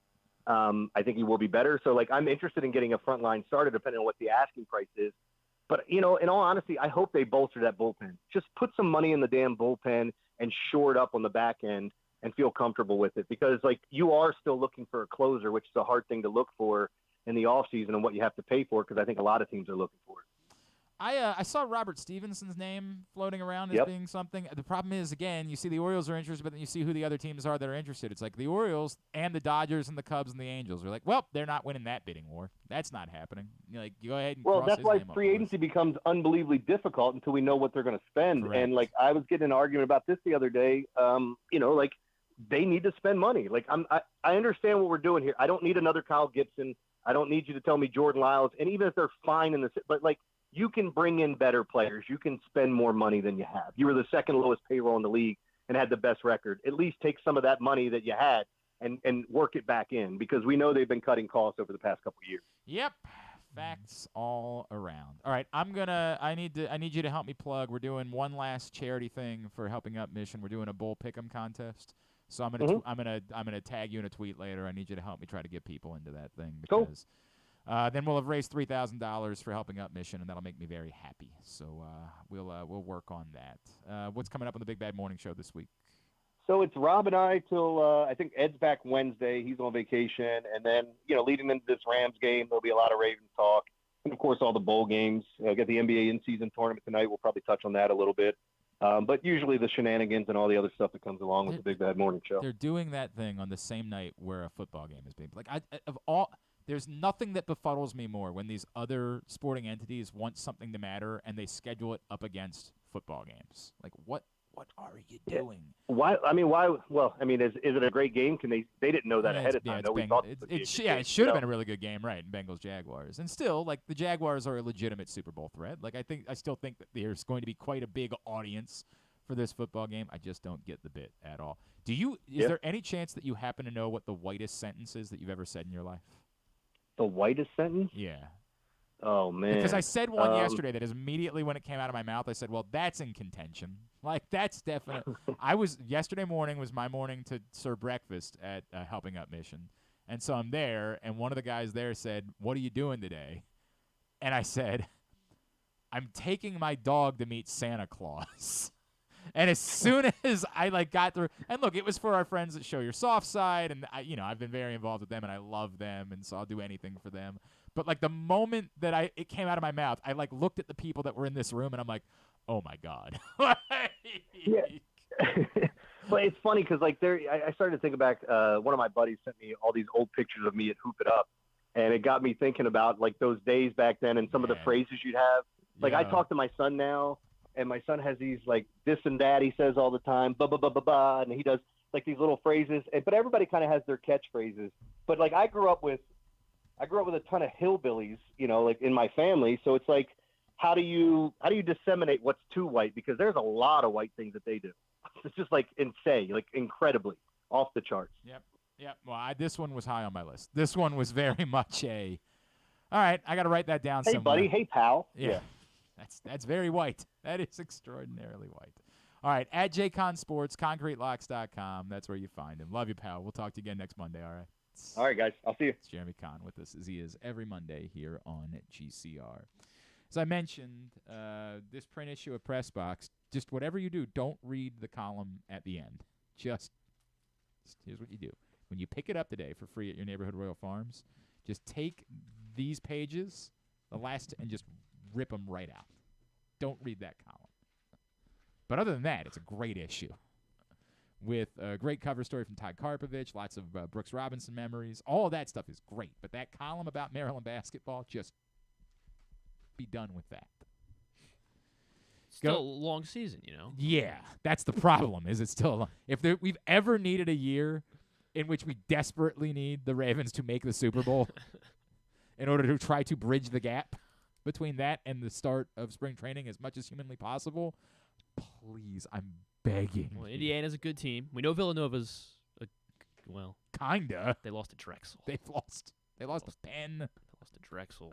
It's not good, dude. Not Big Five good. Classic was. Yeah, pretty there was good. a thriller, right? Yeah. There was a half-court buzzer beater in one of the games. Which game was it? That wasn't the championship? I want to say it was LaSalle. So that was the runners-up. St. Joe's, maybe, was that game? No, St. Joe's and Temple were in the championship. So it must have been LaSalle Penn. Yes. Had a half-court buzzer beater to win to win the game, not at halftime, to win the game. They were down 92-90, half-court buzzer beater to win. Wild. But yeah, so Villanova gets relegated.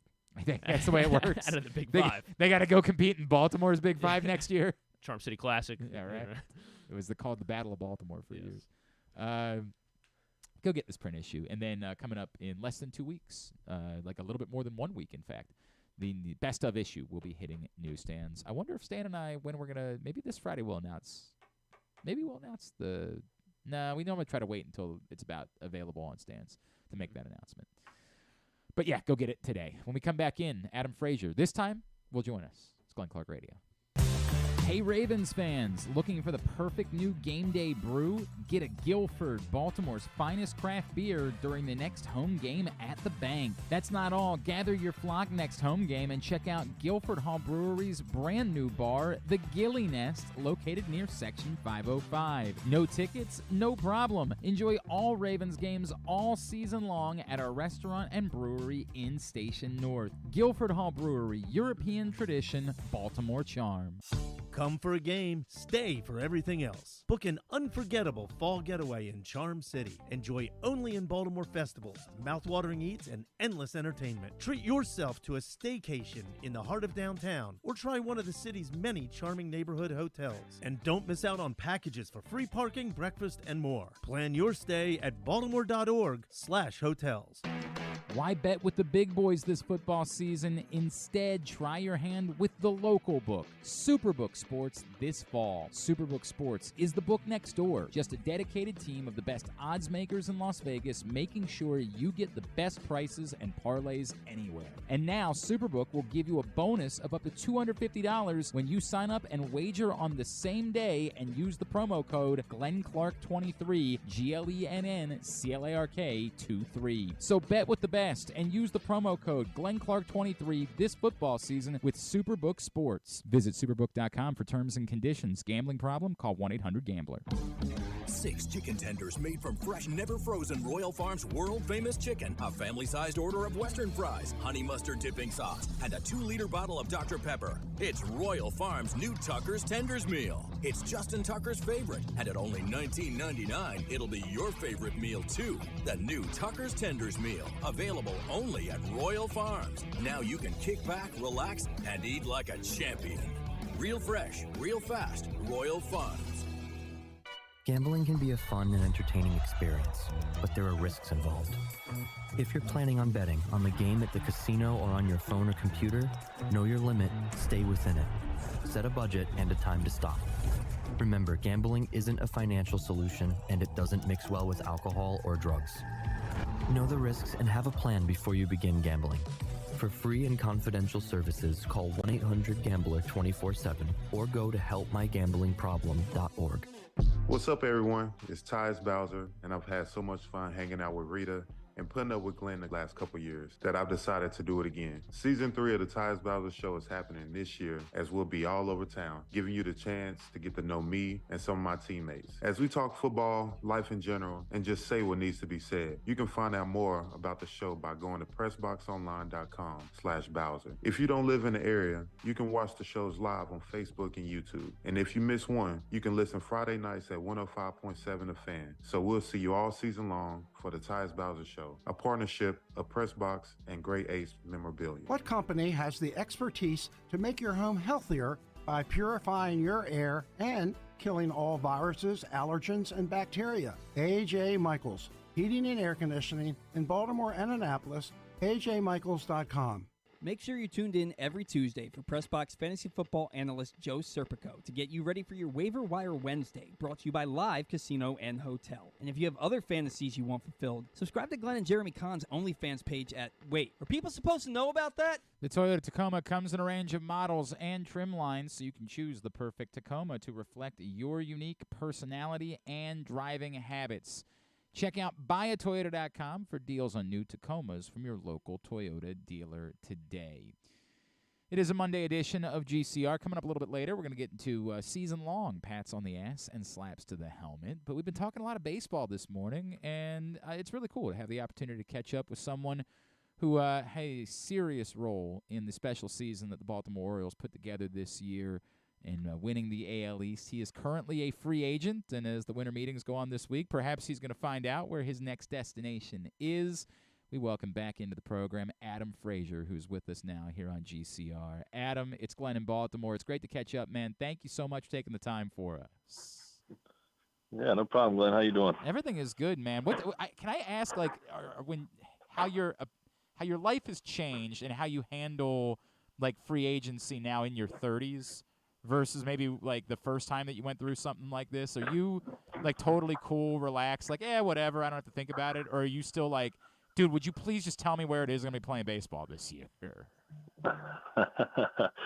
No, that's pretty much the same. Last year was the first time I really had ever gone through it. Gone through the trade stuff a few times. So, right. It's a little more out of your control with that. But, no, it's been pretty slow moving, I guess, this off season compared to last, just because of the Ohtani sweepstakes, along with Soto probably getting traded somewhere. So everybody's kind of waiting on those pieces to fall in place, and then in the next couple of weeks, I'm sure. So what you're everybody saying, else will have an idea. You're saying that forever who loses out on the Shohei Ohtani sweepstakes, you're willing to be Plan B for that team, is what, like, if that do you think maybe you got a few innings in you as well? Could you maybe make up for it? I don't know about all that. That'd be never a good sign if I have to get on the mound. So, oh man, Adam, but just to help me shape the conversation, do you have any reason, like, if I talk about the Orioles in past tense, would you say, hey man, I'm not sure about that? Like, we've had some chats. We have had a few chats. So, and I think it'd be in a different role coming if I do end up back. With some of the young guys coming up that can really play baseball. So, never say never, and we'll see what ends up happening the next few weeks. Can you take me through what this season meant to you? Like, it's so fun. We were talking to Kyle last week, Kyle Gibson, and everything he's been through, and you're in a kind of similar place in your life because you're a veteran and you've done a lot of things, but the joy that he had being a part of that this season. And I know that, again, like maybe statistically it wasn't your best year, but could you describe just what it was like to be a part of this phenomenon in Baltimore in 2023? I think that word joy you just used describes it pretty well. It was being a part of the, Gunner and Adley and all those young guys that can really play baseball, trying to help them grow up, the young pitchers really taking a step forward throughout the year. Those guys, kind of were the reason we were 30 games past whatever our expected win total was. So it was a lot of fun. I mean, anytime you're winning games, and 100 games in that regard is a blast. So, we came up a little short with what we thought we could do, which was tough pill to swallow at the end. But it was a lot of joy and a lot of fun, taking the field every day with those guys. Adam, look, man, winning, it's going to be fun to win wherever you are, but it felt like it was even something more different than that this year. Like just all of it, right? Between the homer hose and the celebrations and was there something unique about this group, about the culture in Baltimore, about what Brandon allowed or your veterans? Can you put your finger on why it might have been even more pleasant than other places where teams are winning, and it just seemed like you guys were truly having the time of your lives? Yeah, a little bit of everything right there. The veteran leadership, you bring everybody together, but really when you have a bunch of good guys in the clubhouse, that makes it easy for that to happen. So, as time went on, that is what happened. We became brothers, became really tight-knit group. It's the dinners off the field. It's breakfast in the morning with a group of guys that it's just you keep your mind fresh when you're not thinking about baseball all the time off the field. And then it felt like every day we show up to the yard, and, somebody else was going to come through. Each guy in the lineup had a chance to do that every night, and wasn't always the same guy. And I think the trust we had in each other for, that somebody was going to get that job done every night, and there was no panic ever. And, it just continued to happen night after night. But yeah, it really starts in spring training. I think, you had the homer hose kind of, come from a rookie skit. And then Gibson comes up with this idea, and then next thing you know, we're the talk of baseball, doing funny stuff. And, you're old guys playing a kid's game, and, we really pretty much enjoyed that, each and every day throughout the year, and having fun like that is what leads to the success. He is Adam Frazier. He is with us here on GCR. Can I ask what role, if any, Brandon played in all that? Because we would talk about Brandon during the year, and I'd say, dude, I'm not the guy to measure someone as an X's and O's manager, right? Like, I'm not qualified for that. But what I know is, like, there's no way this type of culture exists in spite of a manager, right? Like, it's not possible to me that that's the way that it goes. I don't know how much you knew about him going into, like, coming to Baltimore, but what was your experience like with him, and what role did he play in helping to foster that environment that existed here? Yeah, Brandon's awesome. He really allowed us to kind of police ourselves in the clubhouse, trust in the veteran leadership, to keep everybody in line. And he really, he can walk through and you don't feel like you're on pins and needles. There's some places I've been where it's, the manager walks by and you're like, oh gosh, what we got now? But, he really trusted each and every one of us, and he pressed the right buttons throughout the year during the game. But, just the relaxed environment, that allowed each player to be themselves. And, each guy knew they had a job to do, and, there wasn't any extracurricular stuff going on to where, guys had to worry about this or that. So I think he did a really good job of, making it a fun place to come to work every day.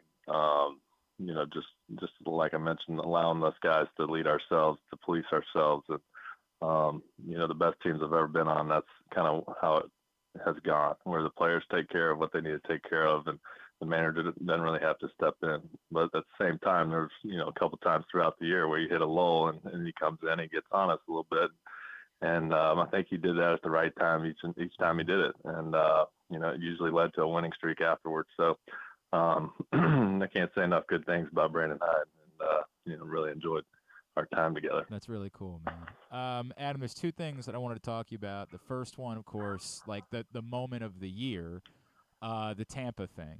Like, you've done a lot of things in baseball, but that hit in that spot with that at stake, and the way things were kind of turning, right? Like, after you guys had lost the first couple games of that series.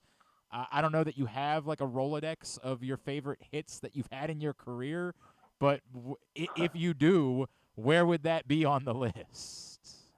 Well, that's up there for sure. A tough pitcher like Fairbanks, and in that moment, it was, I got behind early, and it was just, all right, get some in play, and I'm not into this game, and then you have Mateo at first base. It couldn't be any faster. So, I don't know. It was pretty special, no doubt, and I know it was a huge moment for our club. Just like you said, we lost those first two, and that was a huge series to be able to come from behind and win that game. I think they took that lead there in the ninth and fought back to tie it, but then I think Rutsch had to actually get a hit later in the 10th to win, and then Cedric with the sac fly. So that's just kind of the story of our season. There was no quit. And like I mentioned earlier, it was anybody could come through at any moment to win a game for us, and that happened to be my moment, I guess. So that was a lot of fun. It was very special, and to seal the deal like we did, and then pop the bottles that night as well. It's pretty special. Dude, for guys like me that will never understand what this is like, can you describe what the feeling is like after something like that, like the endorphin rush? And I don't know if, again, like, you're so calm and cool and you've been through it so many times that you're just like, yeah, dude, I don't know. We were still in the middle of a baseball game, right? Like, it was fun, but I didn't think about it too much. But, like, I'd like to imagine it would be, like, just the most unbelievable feeling that a human being could ever experience to be in the middle of something like that. Yeah, I think you're right. You kind of black out for a moment or two, and it is that endorphin rush. It's adrenaline to the max, to where you gotta let some emotion out at times. I'm pretty even keeled myself, but as I've gotten older, I've kind of learned to appreciate the big moments like that and celebrate them, but then take a couple deep breaths and get back locked in. So. Sometimes it takes a little longer to get back locked in, but that was one of them. Yeah, you earned that.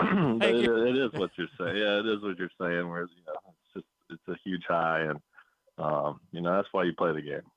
The other thing that really jumped out at me about you this year that was special, and it was in sadder circumstances, but you were one of the guys that went out of your way to want to be there for Brooks Robinson's memorial.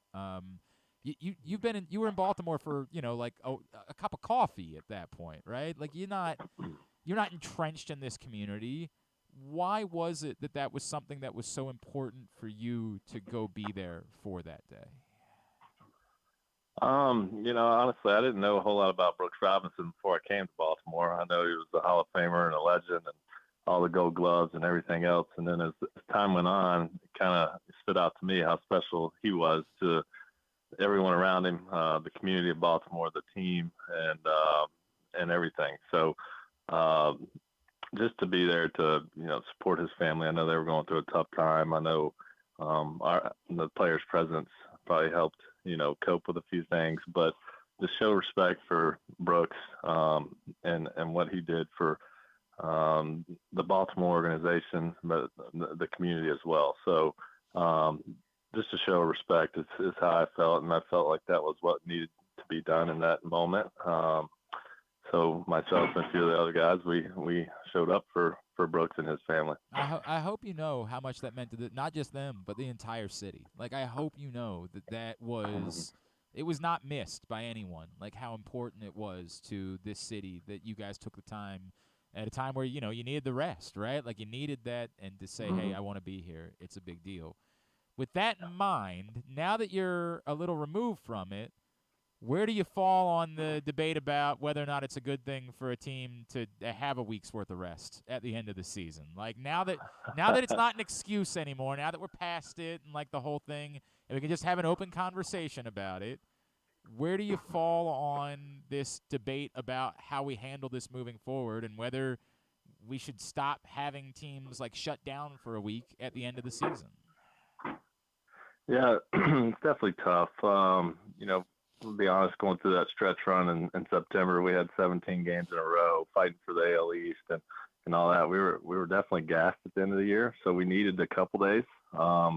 When you start talking 4 or 5 days, though, it goes from getting your legs back under you to trying to get going again. You spend a week trying not to get hurt, playing against each other and stuff like that, to diving back into the playoff atmosphere. So it's definitely odd, I guess, is the best word for that comes to mind. You never take a week off. You take a few for an all-star break, but even that was kind of longer than an all-star break. So it's a little odd. Probably something that could be worked through based off of, the results that everyone had this year in the playoffs. But, I don't think you're going to see MLB go back to a one-game wild card. There's a little bit too much money involved once you add a second or third game to a wild card series. So I heard an argument though, like the idea that maybe you could start back up on Thursday, like you say to the teams that have to play in the wild card series, like you got to start up on Monday. That's just the way that it goes, right? Like you could have avoided this by winning the division. You didn't, so you got to turn around, play Monday. You play Monday, Tuesday, Wednesday if you need to, and then we fire up the series on Thursday. That seems. Do you think that would fit a little bit better in avoiding like the prolonged rests? No doubt. And then you're actually getting rewarded for, winning the division. So yeah, and then if you win the wild card in 2 games, then you get rewarded with a day off. So I like where you're at with that because I think that it gives you the incentive instead of just, hey, I'm on a vacation for 4 or 5 days and try to get ready. It's a little bit quicker of a turnaround and those guys might be grinding if you're coming out of the wild card series. So, I like that. But yeah, something should be a little altered, I believe. Over just 5 days that's tough. Yeah, and it also allows everybody to reset their pitching, right? Like you play in a wild card series and you're able to turn right back around and have your starters again for the weekend because there's so many days off involved. It just doesn't seem right. Doesn't seem right. Again, not making excuses. Want to make it I know that's not what we're doing here. We're not making excuses. Adam, if I could, you the mentioned. Rangers were hot. No, look, man, they won the World Series, right? That's what it is. Adam, you mentioned the possibility that things would be a little bit different if you were to return to the Orioles, and I'm guessing that means there probably wouldn't be like a guarantee that you're an everyday guy. Can I read into that way? Sure. Okay. I'm sure Jackson Holliday will have a huge impact whenever he arrives. Jordan Westberg is a really good player, and I'm sure that there's no telling. There could be a bunch of trades and stuff like that happen with the Orioles in the next month and a half.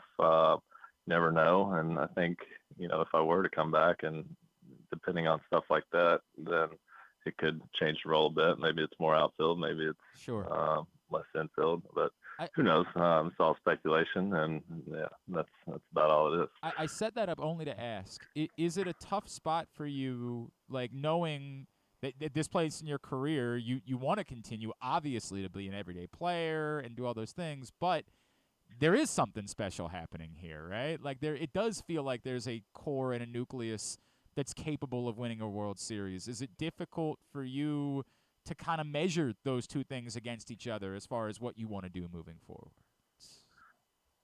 Number one goal for me anywhere is going to be to win, whether I'm playing twice a week or 5 times a week. I just want to win, and I know you can do that in Baltimore right now in these next few years going forward. But yeah, that can, depends on what kind of offers we're looking at as well elsewhere. So, it's just a combination of everything. Because Baltimore is not the only place to win, but it's a place set up for success this coming year and the near future. So it's really a combination of everything. If I'm being honest. I know. I completely get that, Adam. It's an interesting place. Again, as I say, most of us will never feel what it is that you're feeling right now, right? Like I think we call it a good problem to have. You're going to get paid a handsome amount of money in order to play baseball, no matter what you're doing. But it's still a compelling decision. Can I ask, just being around Gunnar this year, like what struck you most? like, we're all watching this guy and saying, this guy is a superstar. Like, this guy is above, even other really good players, just the talent level at that age. Can you tell me what struck you most about him and maybe what makes him so special? Yeah, I mean, he really is special, and he is a superstar.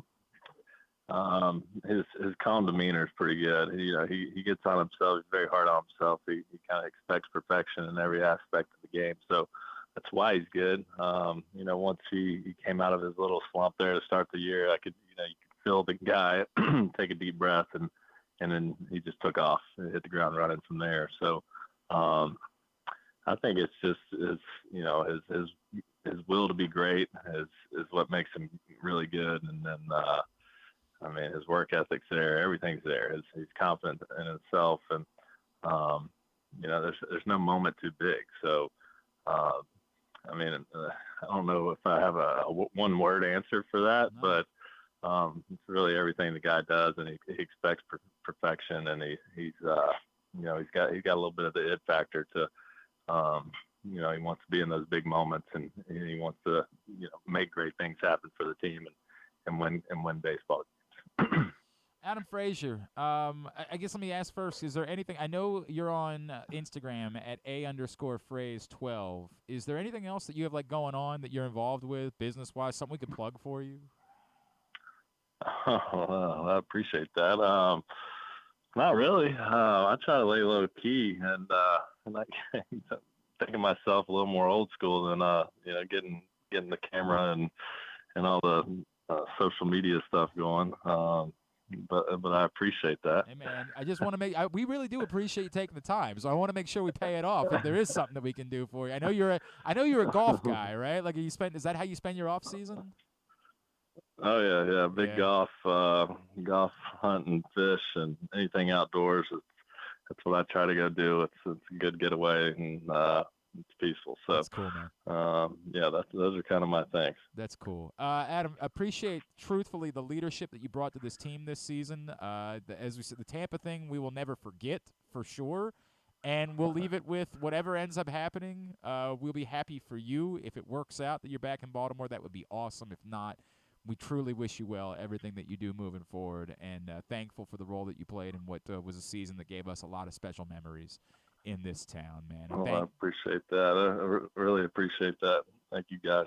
Adam, appreciate you spending a few minutes with us this morning. Enjoy your holiday season, and hopefully we'll have a reason to talk again soon, all right?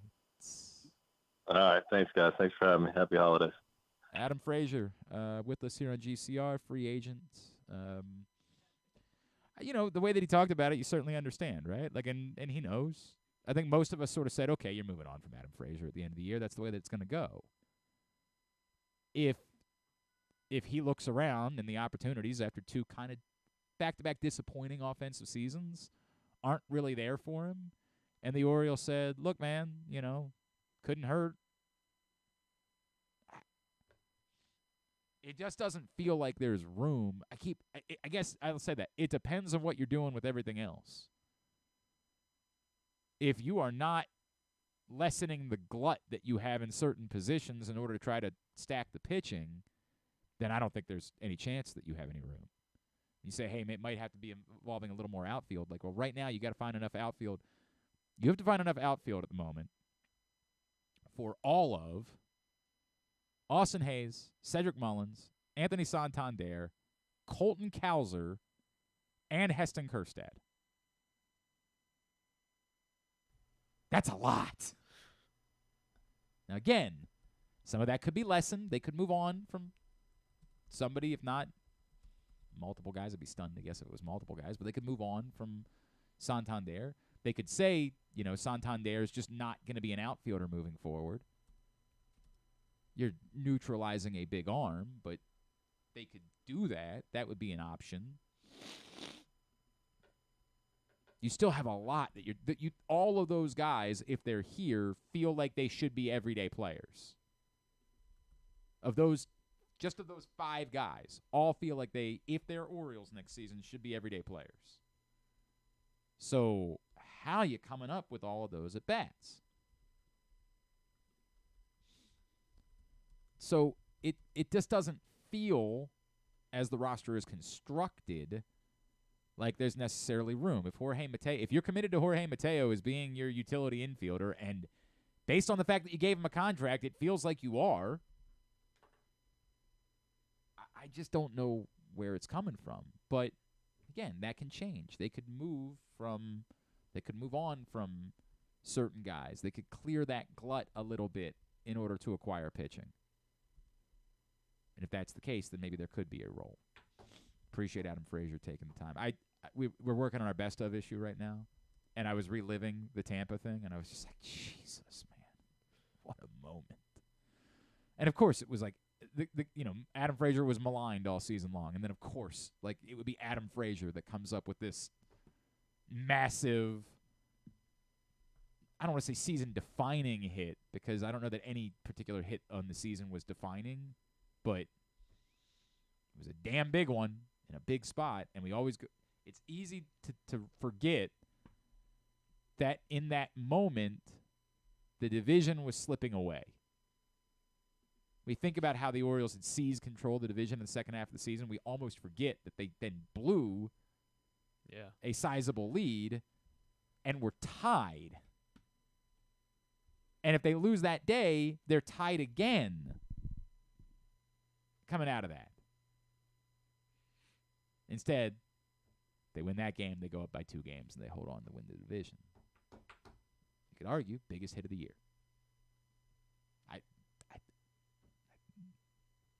I don't know what the argument would be against it being the biggest hit of the year. I think there were ones that were more memorable, like Cedric Mullins' home run on the splash night, like to finish the cycle was the Cedric Mullins home run against Seattle, like just because he had just made the catch. Cedric Mullins. Something else. Yeah, right. I mean, but I don't know that there's an argument that it wouldn't have been the most important hit of the year for the Orioles. Go figure. All right, when we come back in, we're going to do season long to this point, to the bye, pats on the ass, slaps to the helmet. We'll do that when we come back in. Glenn Clark Radio. Make the most out of every day in your Toyota RAV4. Available in hybrid or gas-only models. A RAV4 can get you where you want to go in style. Check out buyatoyota.com for deals on new RAV4s from your local Toyota dealer today. The latest edition of Press Box is available now. On the cover, Todd Karpovich profiles the Orioles' survivors. Anthony Santander, Austin Hayes, Cedric Mullins, and Ryan Mountcastle, who all came from the previous regime but stuck through tough times to be key pieces in guiding the franchise back to prominence. Also inside, we remember the iconic Brooks Robinson with tributes from Jim Henneman and myself, Stan the Fan Charles, and a trip down memory lane to remember the most significant moments of his career. Plus, we meet players from college basketball programs around the state. Press Box is available for free at over 500 area locations, including 60 Royal Farm stores, and you can always find the entire edition, as well as the best daily coverage of the Orioles, Ravens, and Terps at PressBoxOnline.com. Visit Harford County. Gear up for the holidays by supporting local with Small Business Saturday on November 25th. Take in the dazzling sights of the season with a Ladue Christmas at Ladue Topiary Gardens. Enjoy holiday lights, sing along to holiday songs, reserve a carriage ride, and sit on Santa's lap in Bel Air's Winter Wonderland, happening every Saturday from November 25th until December 16th. Nothing sparks that holiday joy quite like a festive parade. Head to visitharford.com and click on Events to see the full list of parades and so much more. In Maryland, you're welcome. Gambling can be a fun and entertaining experience, but there are risks involved. If you're planning on betting on the game at the casino or on your phone or computer, know your limit, stay within it. Set a budget and a time to stop. Remember, gambling isn't a financial solution, and it doesn't mix well with alcohol or drugs. Know the risks and have a plan before you begin gambling.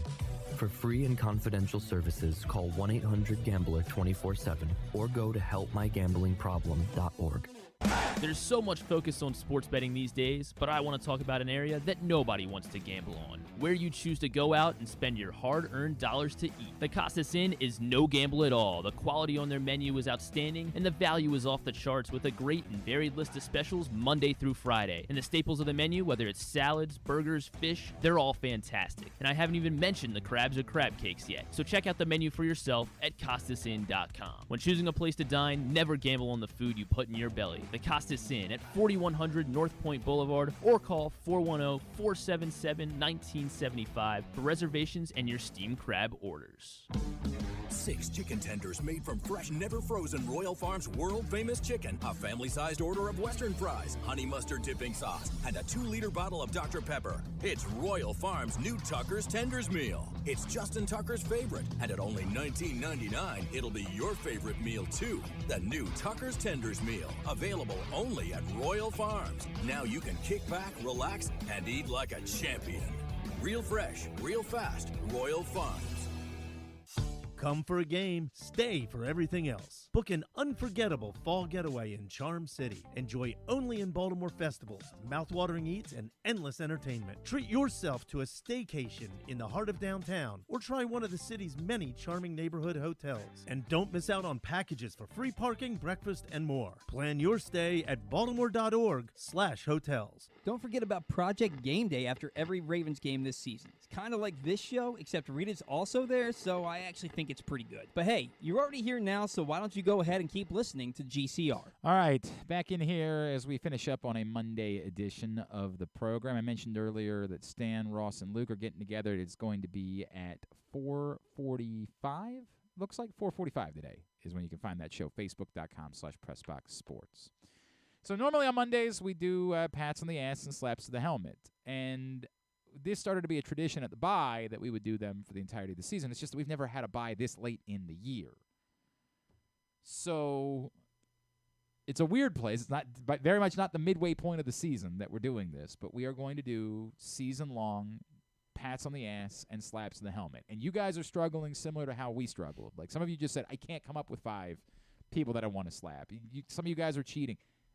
We did everything in our power to play to the rules, which is very difficult. For example, on slaps, 2 of the guys that came to mind right off the bat, John Harbaugh and Justin Tucker. Well, based on our rules, because you can only have 1 non-offensive or defensive player on the list, I couldn't put both those guys on the list. It's difficult. It's very, very difficult putting these lists together. And then on the Pat side, there's like 8 guys that I felt bad leaving off the list. But let's get into it. Pats on the ass. I begin. My number 5, my 3rd defensive player is Kyle Hamilton. A lot of guys I did leave off the list, but Kyle Hamilton is a star, and he's an alien, and he's a freak, and as good as some of the, like Patrick Queen didn't make the list. Jadeveon Clowney didn't make the list. That was painful. Like, as good as those guys have been, and those 2 in particular were the most difficult ones for me to leave off the list, Kyle Hamilton is an alien. Kyle Hamilton is almost not human in the way that he plays football. So I just couldn't do it. I couldn't leave Kyle Hamilton off my list. He's my number 5. My number 5, I went with Zay Flowers here as my... Did not make my list.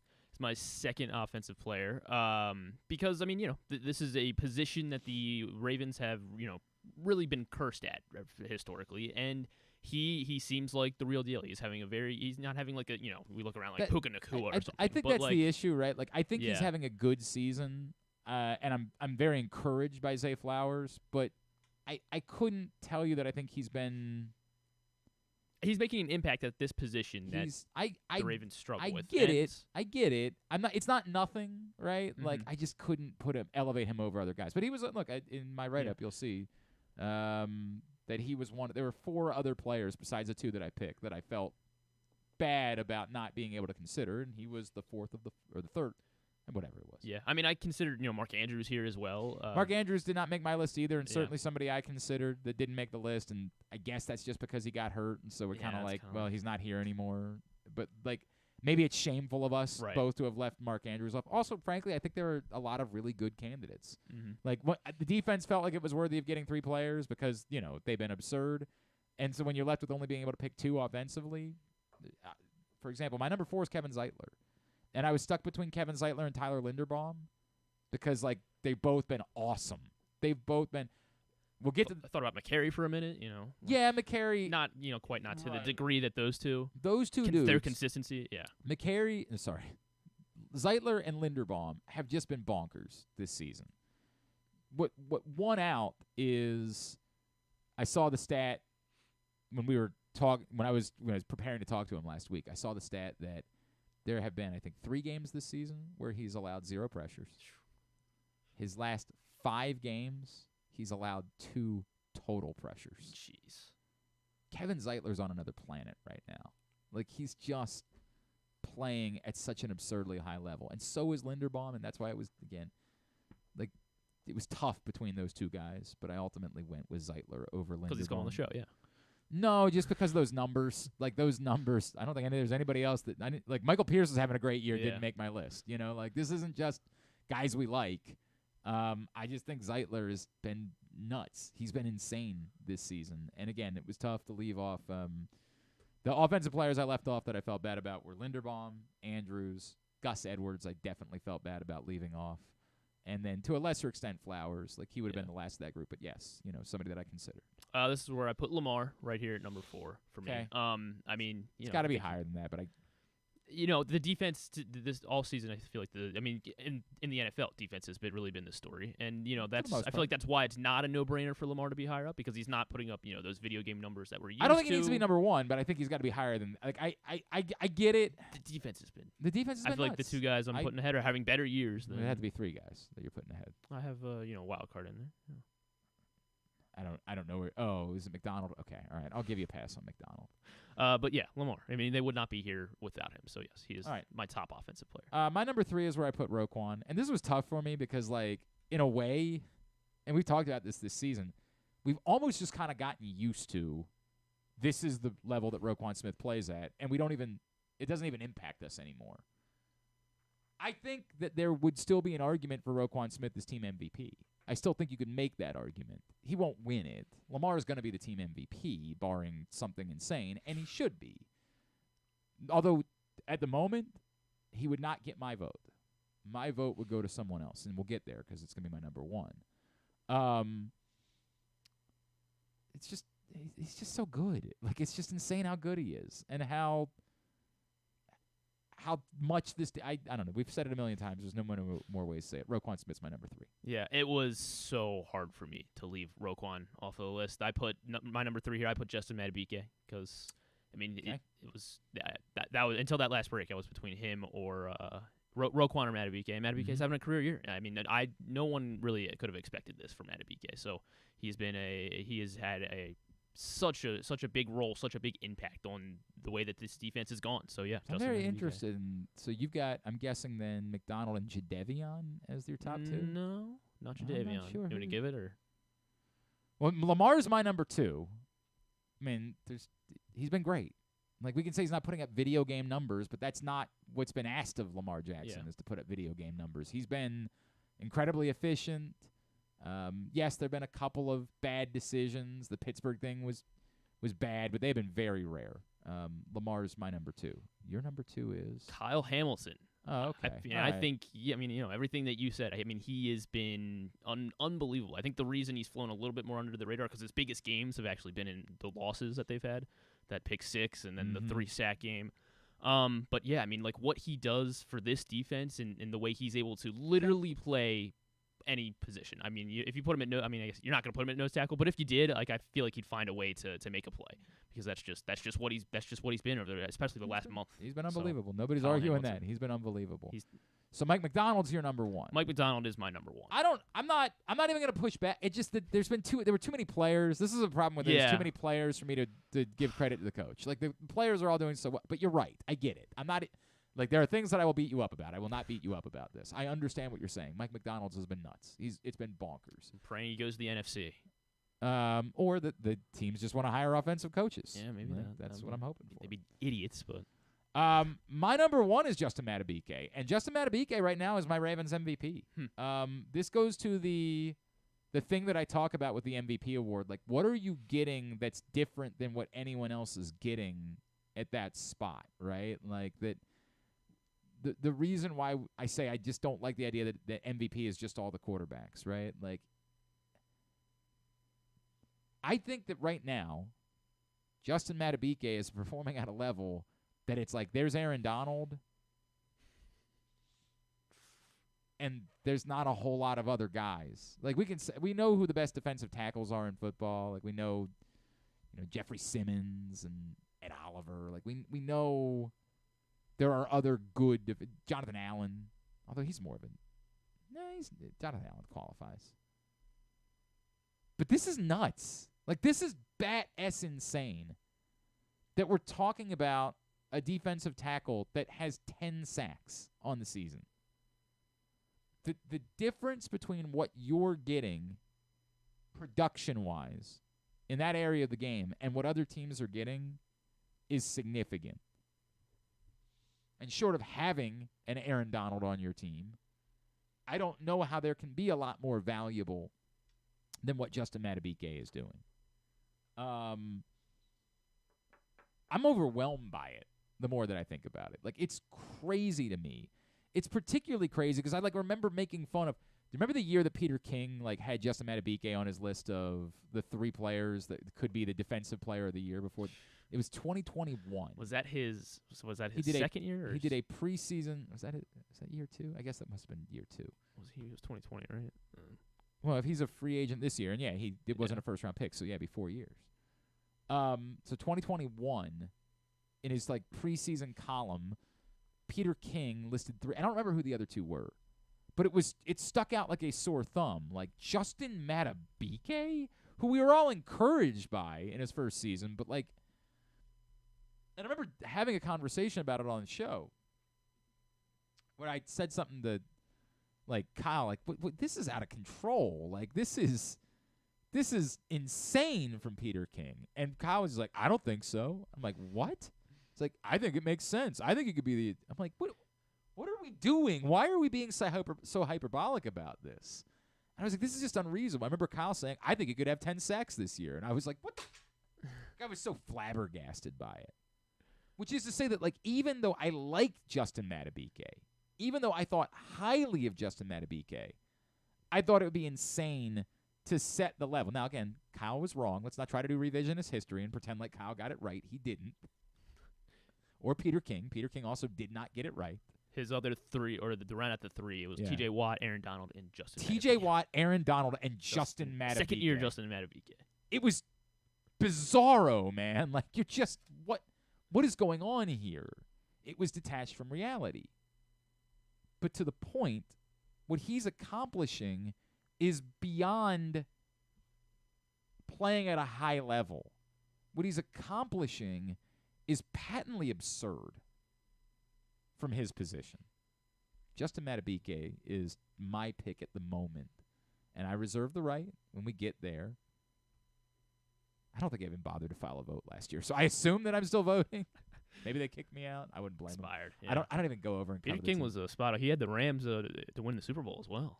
He nailed that one. Yeah. Did not nail the Madubuike thing, but 2 years later, the revisionist history will allow people to believe that he nailed the Madubuike thing.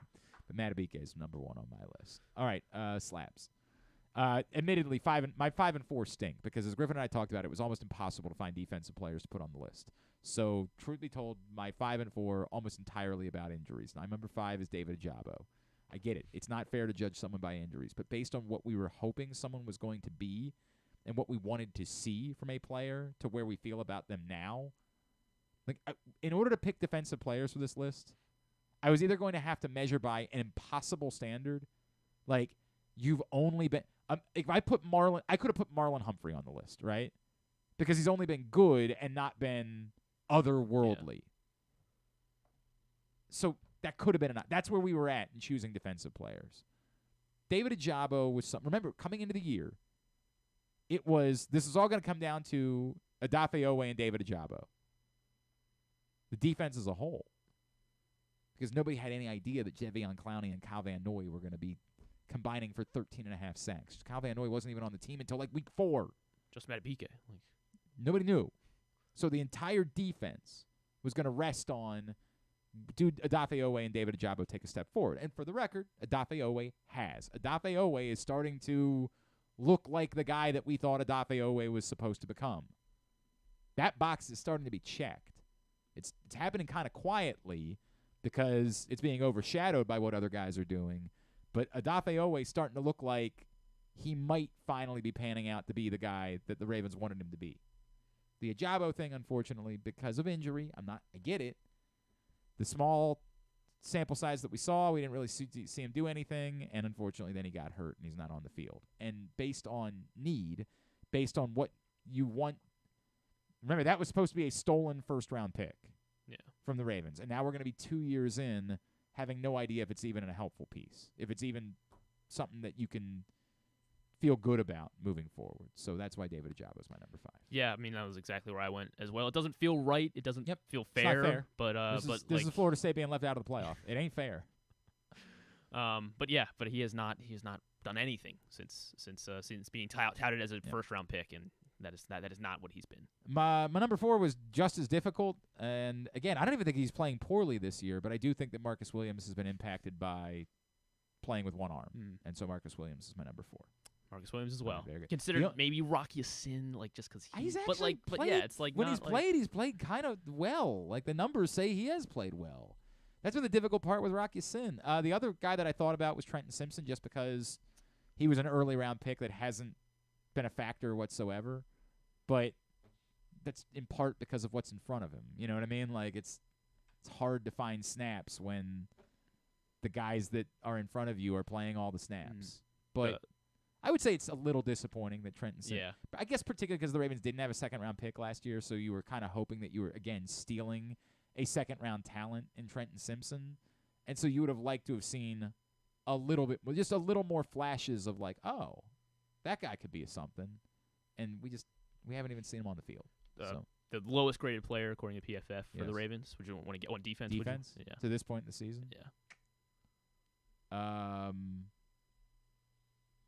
Man, is it based on a number of snaps? Yeah, we can do guys that like everyday players. I can base it off of that. Broderick Washington. It is Broderick Washington. He's really the only there's 60 is like their kind of like average. And I got to tell he's you, the only guy on that was 60. one that I really thought about. And in hindsight, I really thought about it because I was just reminded of the Cleveland game. You know what I mean? Like I was just reminded of, that was a mess. Yeah. Probably should have put him on the list instead of one of these guys, but it's what it is. It's what it is. All right, my number 3, Justin Tucker. So you're in luck, John Harbaugh. You avoid making the list. You guys, I'm in a weird place. I'm not trying to tell you that I don't think Justin Tucker's ever going to make another kick, but I can only react to what I've seen. And the standard of expectations for Justin Tucker has not come close to being met. And you could say, well, they're long kicks. The expectation from Justin Tucker is that he makes long kicks. That's what makes him valuable. So I don't really want to belabor it. We've been through it enough. Number 3 is Justin Tucker.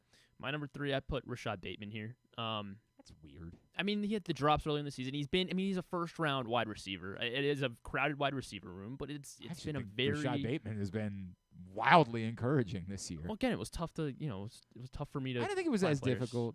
Offensively, yeah, not quite as difficult, but he's had big, significant drops in the year. I think if there weren't two really good arguments on offense, I would listen to it's not a good one, but I think there were 2 really good arguments offensively. I think, frankly, there were 3. I think he's been better of late, but Rashad Bateman definitely had a slow start to the season, and Odell Beckham had a slow start to the season. He's 31. What? I mean, I hear you, but they gave him $18 million to play wide receiver this year. That's the only one that's kind of stinky to me on your list. Like, I don't think that Rashad Bateman in any way should be on this list. I have Bateman. My number 2 is Ronnie Stanley, and I'll get it that he's number 1 probably on a lot of people's lists. I think a little bit of that is recency bias, but there's no getting around it. Ronnie Stanley is not. It's again, some of it is the standard. It's the comparison that I make to Justin Tucker. Like the standard of Ronnie Stanley is he's a top-notch left tackle. At times, it hasn't even been based on that standard. Sometimes it's just been poor, like just poor for any. And at times it's been Alejandro Villanueva. Like again, you hope that it's all just related to health and that he gets a bye week and he's Ronnie Stanley again the rest of the season. But we can't pretend like it's not what it is. Like Ronnie Stanley has struggled when he's been on the field this year. It's been bad. Yeah. Yeah, I mean, it doesn't seem like he is 100% either. He's my number 2 as well. Ronnie Stanley is my number 2. But yeah, it doesn't seem like he's been healthy. It's frustrating that it doesn't seem like he has been 100% healthy. But even if he was, not sure what that would help, what that would look like. Would that turn him back into an All-Pro? It doesn't really seem like it. It doesn't seem like there's much of what we saw a couple years ago. I hope, but yeah, I get it. And the only reason why I feel bad about him being 2 and the guy that being number 1 is just because, again, the expectation is much more significant for Ronnie Stanley. But number 1 to me is Justice Hill, man. And I can't, like, Justice Hill everything was set up for him to be. Take a big role. Correct. It was all there for Justice Hill to be this team's number 2 and almost 1B running back. And it stinks because in moments it looked like it was happening for Justice Hill. When Justice Hill came out to do the Tyus Bowser show, I was like, yeah, this is great timing for this. Because at that point, it looked like this was going to be a big season for Justice Hill. And unfortunately, the mesh point stuff is just, it's unforgivable. Yeah. Like, it can't happen. And that it's continued to happen, it had to cost him snaps. It had to. You had no choice. You couldn't continue to do this. Then add in that the thing that Justice Hill, like, the reason why they really wanted him back is he's a really good pass pro running back, right? Like, he has proven to be. When they needed him to chip because Ronnie Stanley was getting his ass kicked, even his chipping wasn't helping. Like, he got more snaps against the Chargers and his chipping wasn't helping. I like Justice Hill. I think Justice Hill has real talent. It's just, like, the opportunity versus reality has not been, I don't think, bleaker for anyone on this team than it's been for Justice Hill this season. It's just been kind of unfortunate to watch it unfold the way that it has because I really like Justice Hill. Not just like because he's a good guy or enjoy conversations. I think he's a talented football player. I think he does a lot of things, but you just can't overcome this type of stuff. Like, you can't overcome the mesh point. You can't get past that. So Justice Hill, because of the difference between opportunity and reality, Justice Hill's my number 1. Yeah, he was the other one I was really close to. I think it's just because of my expectations for Bateman are much higher, and he has not he hasn't done much. The Hill stuff is bad. I don't think there's any comparison between these two guys. Just Rashad Bateman was a first-round receiver. I understand that, and he's played well. Yeah, He has. The he's last played few weeks, well. yes. Like, he's played well. My number 1, he did not escape my list. I put John Harbaugh as my number 1 here. That I totally get it. They should be 11-1, and number 1 is not the problem on you. Number 3 is the problem on your list. Number 1 is not the problem. Coming off the heels of the questionable decisions it was a win over the Chargers. But but it's little things. It's that how does Zay Flowers not know, like, to how in the world did the fair catch happen against the Colts? Yeah. How is that possible? That it wasn't. I guess maybe it's ironic that 2 of the things that we've questioned this year have both surrounded Zay Flowers and make you wonder if there is something else there. But, like, how could that be possible that Zay Flowers could take the field and not know that he needed to get that clock to the 2-minute warning? Mm-hmm. Somebody's got to take the fall for that. You're the head coach. That's the way it works. I got no problem with John Harbaugh being on your list. I have no problem, frankly, with him being number 1 on your list because I get it. He's the head coach. But Rashad Bateman over Morgan Moses could have been on the list too. Morgan Moses would have made more sense to me than Rashad Bateman. Rashad Bateman's been helpful. Rashad Bateman's been a plus. A couple other guys, unfortunately, not the case for. Continue to get me yours at Glenn Clark Radio on Twitter. And again, I get it. It's a difficult list. Proctor put Odafe Owe on his slaps list. I mean, like, I don't know what we're doing here. But again, it's really tough. It's really tough with how good the defense is. He also put Bateman on his list too, and it's like I feel like we're blanking on this. Like, I feel like we're overthinking and thinking that, like, everybody's got to be a 20-sack guy or a 1,000-yard receiver. Like, that's not the way that this works. If Rashad Bateman were the only wide receiver on the team and he was awful, then, like, we could have that conversation. The problem is Rashad Bateman is not getting the same bulk, the same volume, and yet is still finding ways to be productive. So I'm befuddled by that choice. He put Lamar at his number 1 on his slaps. I don't think you're trying hard enough, I think you're just not trying. I can put the Pittsburgh game. No, you can't. You tried that. He was the highest graded player in the NFL. You're just saying this goes back to but he had the worst mistake. It doesn't matter. Rashad, my God, now you're getting me all worked up. See, you get it.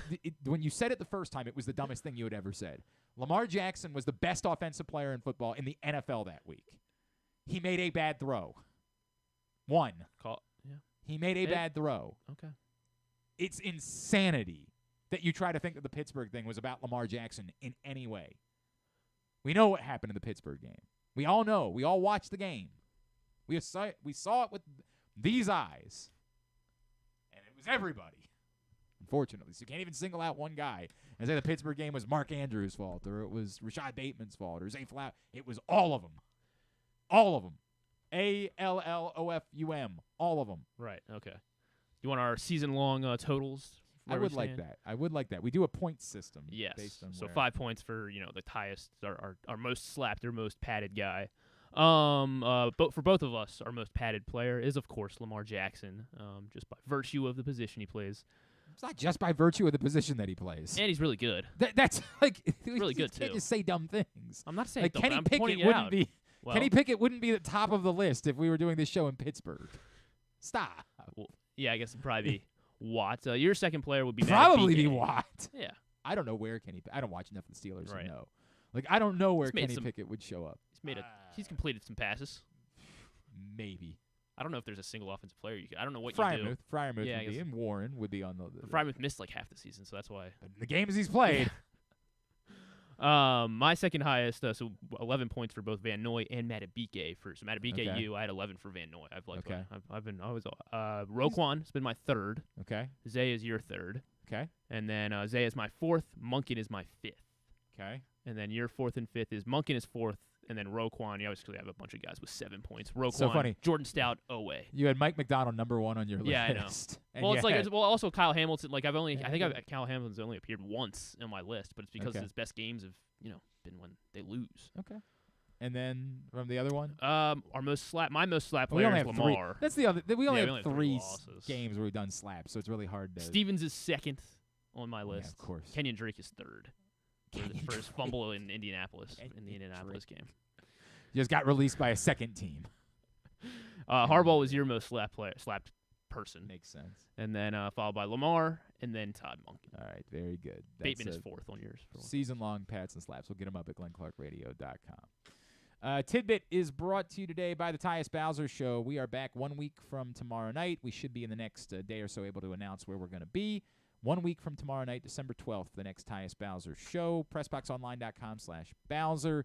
It's brought to you by AJ Michaels, Superbook Sports, and HelpMyGamblingProblem.org. Partnership of PressBox and Grade 8's memorabilia. We love doing the Tyus Bowser Show. Looking forward to getting back at it next week. If we did it tomorrow night, what would we be talking? There's no game. So we just figured we'd push it back another week. You guys just play games or something, Do like minute to win it games? Yeah, something like that. We would have, trust me, we would have come up with plenty to talk about. I just think it would be better to have a football game to talk about. What you got for tidbit? Tidbit-wise. So Monday Night Football, the Bengals, they have the worst record ever on Monday Night Football.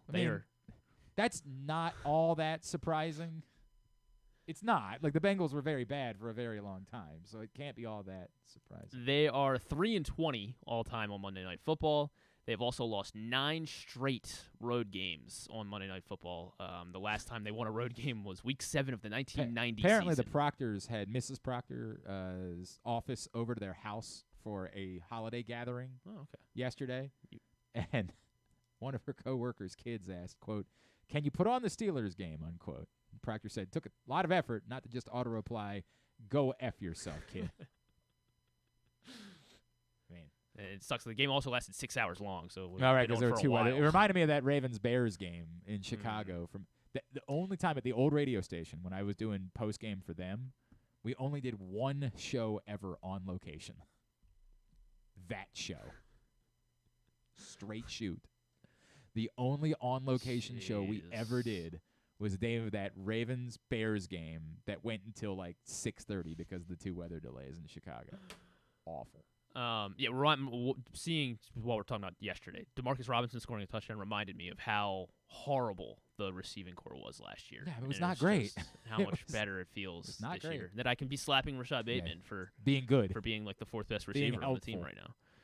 right now. The Patriots yesterday they lost 6-0. I had forgotten that DeMarcus Robinson was in Los Angeles. I had totally forgotten about that. I had no clue until yesterday. He was scoring a touchdown. It was crazy. Patriots are the first team to lose 3 straight games despite allowing 10 or fewer points in each of those games. That last time that happened was the Chicago Cardinals in the 1938 season when they lost 4 straight games, allowing 10 or fewer points. So Patriots chasing history next week. I don't know who they have. Or they have, it's Thursday Night Football against the Steelers. Oh, yeah, that's right. It probably will be.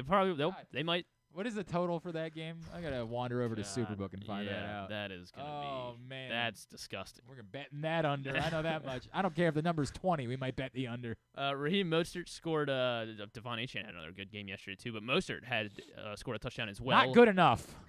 Not good enough, really? Yeah. Hang on. I got screwed. I wasn't going to read this stat. I got to read the Achane stat that I had from yesterday. So Achane has played more than 5 snaps in 4 games this season. In those 4 games, his yardage totals are 233, 120, 165, 103, and he has scored 4 touchdowns, 2 touchdowns, 1 touchdown, 2 touchdowns in those 4 games where he's played at least 5 snaps. So Achane, pretty good. Yeah, ESPN Fantasy app is not helping me much. I don't even want to tell you. Refreshing lives. I don't want to know. Also, I was down by like 40 going into last night, and all I had left was Christian Watson. So I'm like, all right, well, I can go to bed. And then like he had just a good enough game that I was like, all right, maybe nope. I need Ridley to outscore Chase or I need Chase to not outscore Ridley by 40 points tonight. So I think I'm okay, but it is Jamar Chase, but it's Jake Browning, so I should be okay. I ended up losing by 12. Christian Watson got me 28. But needed 12 more. I'm seeing an over-under of 30.5, I believe, right now for Thursday Night Football. Achane got me 20. Again, it was a pretty good day all around, except I had to start Freiermuth at tight end. And then the best player didn't work. That didn't work out. So Mostert has scored 16 touchdowns this season. He was undrafted, of course, in 2015 out of Raheem Mostert. Was out of, oh, God, I do know this. Hang on. I do know I didn't this. know. No, I know this, but only because I think it's come up here before. Mostert was. Oh, God. All right, tell me. Big Ten school. Purdue. Oh, right. Yeah, Purdue. Yeah, I did know that. He becomes the 5th player to be undrafted and score 16 touchdowns in a season. Position player.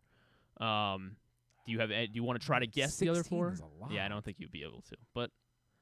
There's 4 others undrafted. Well, I'm going to guess that, like, Shannon Sharp never had 16. No, he didn't.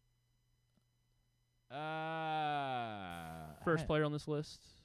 He actually was a former Raven. Brief Raven. Undrafted. I think he did it. Brief Raven. Undrafted. Brief Raven. Undrafted. Man. Yeah, he was undrafted by the Ravens. He did this with his second team, not the Ravens.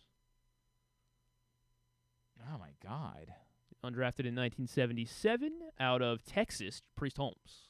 Well, it's definitely not in 1977. What 97? Didn't Yeah. I say 90? No, Did I you say said 77. Okay. Also on this list. But I should have gotten that. That's on me. I should have gotten that. 3 more running backs on this list. LeGarrette Blount. Okay. Arian Foster and Austin Eckler on this list. That makes sense. Yeah. That makes sense. All right. And then so Tyreek Hill yesterday scored his 20th and 21st career touchdown of 60-plus yards yesterday. There are now 3 players. Good thing the Commanders got that defense fixed. Gosh, they are. They're a good. They're good. Whenever you are matched up with the Commanders in fantasy, that is a must start. There are 3 players with 21 or more touchdowns. I wonder if I had the second most points in the league this week because I had 147. Like I didn't have a bad week. In our league, in the press box league, I'm going against Paul. I had the 3rd most points in the league. Paul and I are going to far and away have the most points scored this week, and I think I'm going to lose because he's. I think it's the only league I'm winning in this week is the press box league. All right, so name the players with more 60-yard touchdowns than Tyreek Hill. There's 3 of them.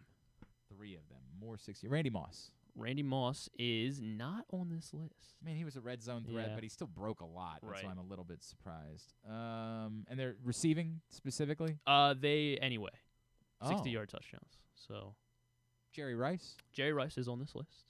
He is second most, 23 60-yard touchdowns. Ha, Proctor, I got it before you did. Son of a bitch. Most 60-yard touchdowns. How about Barry Sanders? Not Barry Sanders. I was kind of surprising. Yeah. Probably has a lot of 50 yards. How about Marshall Faulk? Not Marshall Faulk. How about Terrell Owens? Not Terrell Owens. Marvin Harrison. Not Marvin Harrison. All right, I'm struggling. John Proctor says Torrey Smith. Got 60-yard pass interferences. He'd probably be at the top of the list. Man. How about I'm guessing there's a running back because you told me that. There is not a running back, not ahead of him. Why did you? Well, because they weren't necessarily scored on a receiving touchdown, but so somebody could a wide receiver could run one in. Yes, or return one. Oh, returned. So Steve Smith. Not Steve Smith. Who else would have had a return touchdown? Who else would have returned? Deshaun Jackson? Deshaun Jackson, number 1 on this list, 26. That shouldn't count. Touchdowns. That shouldn't count. Man, all right. And then the guy that he is tied, Tyreek Hill is tied with this guy for 21 60-yard touchdowns. Devin Hester. This is stupid. This is a stupid list. No, it's a good list. It's a dumb list. All right. Proctor says, because I didn't make the trivia playoffs on Saturday. He said one of the questions was name the 2 father-son duos to play an MLB game for the same team. Well, we know the Griffeys. The Griffeys. And the other one's the Orioles because it was the Tim Raines and Tim Raines. Remember, the Orioles did a wacky bit. Did not remember this. The Orioles, this is a straight shoot. Tim Raines Jr. Was a September call-up. And they had I don't remember what team Tim Raines Sr. was playing for at that point, but they had pre-arranged that if he got to the bigs, whatever crap team Tim Raines was playing for at that point would release him and allow him to sign with the Orioles for the final week of the season so that they could play on the same team. What year was this? This was I think it was 2001. Oh, okay. This, if I remember correctly, because it was also when Cal Ripken was playing his final games, and it was the subplot was this other. Let me make sure I have this. The Raines. Tim the Raines family. Senior. Tim Raines.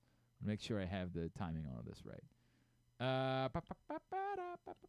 Yeah, I'm sorry I wasn't there, Proctor. That's a real shame. I actually am bummed that I wasn't there. Team blah blah blah blah blah blah. All right, so on August, yes. On October 3rd, the Expos traded Raines to the Baltimore Orioles, thereby permitting Raines to play in a Major League game with his son. On October 4th, Raines Jr. played center field and Raines Sr. played left field for Baltimore, becoming the second father and son team to play for the same Major League team, a feat previously accomplished by the Griffeys. Nice. So it wasn't even. That's beautiful. It was like one game. One game at the end of the 2001 season. The Expos traded Tim Raines to Baltimore so that he could do that. That's the story. Well, good job. You would have gotten it. Yep, I would have, but I wasn't there. Tubular is brought to you today by Superbook. So, yeah, let's check out that total for Thursday night. The number currently sits at 30.5. It's a low number. Not low enough, Not low enough. Not low enough. I'm on it. I am betting the under. And if you want to as well, sign up at Superbook.com or download the Superbook app and use the code GlennClark23 when you do. You'll receive up to $250 in a same-day first bet match, win or lose. Again, Superbook.com or download the Superbook app. Here's what's coming up tonight. Monday Night Football, Jaguars, Bengals. So we're not rooting for the Bengals. I mean, I had this conversation on 105.7 The Fan last week. I acknowledge the better result for the Ravens is the Bengals winning. I am not rooting for the Cincinnati Bengals. It is not hard to figure this out. I am not going to cheer. So it's a win-win tonight. If Jamar Chase scores a touchdown. Oh, yeah, no way. That's not going to happen.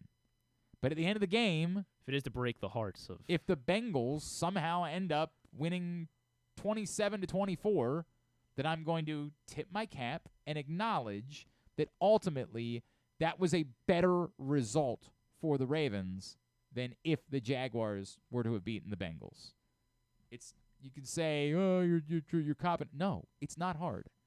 If it was somebody else, like if the Jaguars were playing a non-threatening NFC team, the Jaguars were playing the Vikings tonight, I'd be openly rooting for the Vikings. I would feel good when the Vikings would score. It's not going to happen with the Bengals, but I know what the better result is for the Ravens. The better result would be somehow tonight being the night that Jake Browning throws for 300 and looks competent. Then you'd say, well, then you wouldn't be worried that they would suddenly come to life. The Ravens have already distanced themselves from the Bengals in the AFC North. I am not concerned about the Bengals. They've got a multiple-game lead and the tiebreaker. Not worried about the Bengals in the AFC North. So, no. The better result is the Ravens. For the Ravens is the Jaguars losing. That being said, the Ravens still play the Jaguars, and if they lose that game, it ain't going to matter what happened tonight. So, just the reality. Let's not overreact to anything about this game. I guess there's a Manning cast because it's got it listed as ABC, ESPN, and ESPN2, 8:15. Big Ten Hoops tonight, Iowa-Purdue at 7 o'clock. As Jeremy mentioned, the in-season tournament quarterfinals. Go Pelicans. They play the Kings tonight at 10 on TNT. No. Before that, Sounds like a tough Celtics-Pacers at 7:30. Monumental for Capitals, Coyotes at 9, and the USA Network for WWE Raw tonight at 8. Anything non-sports-wise? Well, following WWE Raw on USA Network will be Barmageddon, of course. Love Barmageddon. They're also having a special on the Bartacular on NBC at 10 o'clock. Yeah, at 10 o'clock tonight. It's going to so Blake Shelton's Holiday Bartacular featuring Ice-T. The moment we've been waiting for, the Bartacular. That'll be on NBC. Fallon's going to have Dua Lipa, Benny Safdie, and Brad Paisley tonight. What's Safdie promoting? I think The Curse, because he's a producer. producer. That's right. Yeah, That's right, yes. The Curse. I watched Emma Stone on Saturday Night Live. How was it? I did not. I think she's a good host. I thought this one was only kind of okay. Yeah. Nothing else. That's it? Barmageddon is your big. It's a big one. Big. Well, we're big watching non-sport. football tonight, so what are we doing? We're watching or the in-season tournament, yeah. Yeah, no. All right. Thanks today to Adam Frazier. Thanks also to Jacob Calvin Meyer and to Jeremy Conn. We'll get it all up in the greatest hits section of the Oh, my God. It's so good. tab at glennclarkradio.com. I thought maybe you had a stroke there for a second. Make sure I got close enough. Tomorrow on the program, of course, all the regular Tuesday stuff. We'll preview Waiver Wire Wednesday. We will, with our buddy Joe Serpico, we will talk Terps and college hoops with Patrick Stevens. Indiana's a good team. Sure. They actually weren't a good team. Yeah, I know. That's the problem. I know. And we will discuss championship weekend in high school football from this past weekend with our buddy Wes Brown from County Sports Zone as well. Anything else? Stuff and things. Great. We will work on that. Thanks, everybody at PressBox, all of our great sponsors and partners, including Live Casino and Hotel, Mother's North Grill, AJ Michaels, Guilford Hall Brewery, Royal Farms, Costa Sin, Superbook Sports, Hartford County, your local Toyota dealer, buyatoyota.com. Thanks to Griffin at Griffin_Bass. Follow us, Twitter, Instagram, and TikTok at Glenn Clark Radio. Have a great Monday evening. We're not saying go Bengals. We're not going to get that out of it. That's not happening. But again, we'll acknowledge if it occurs. Duke sucks.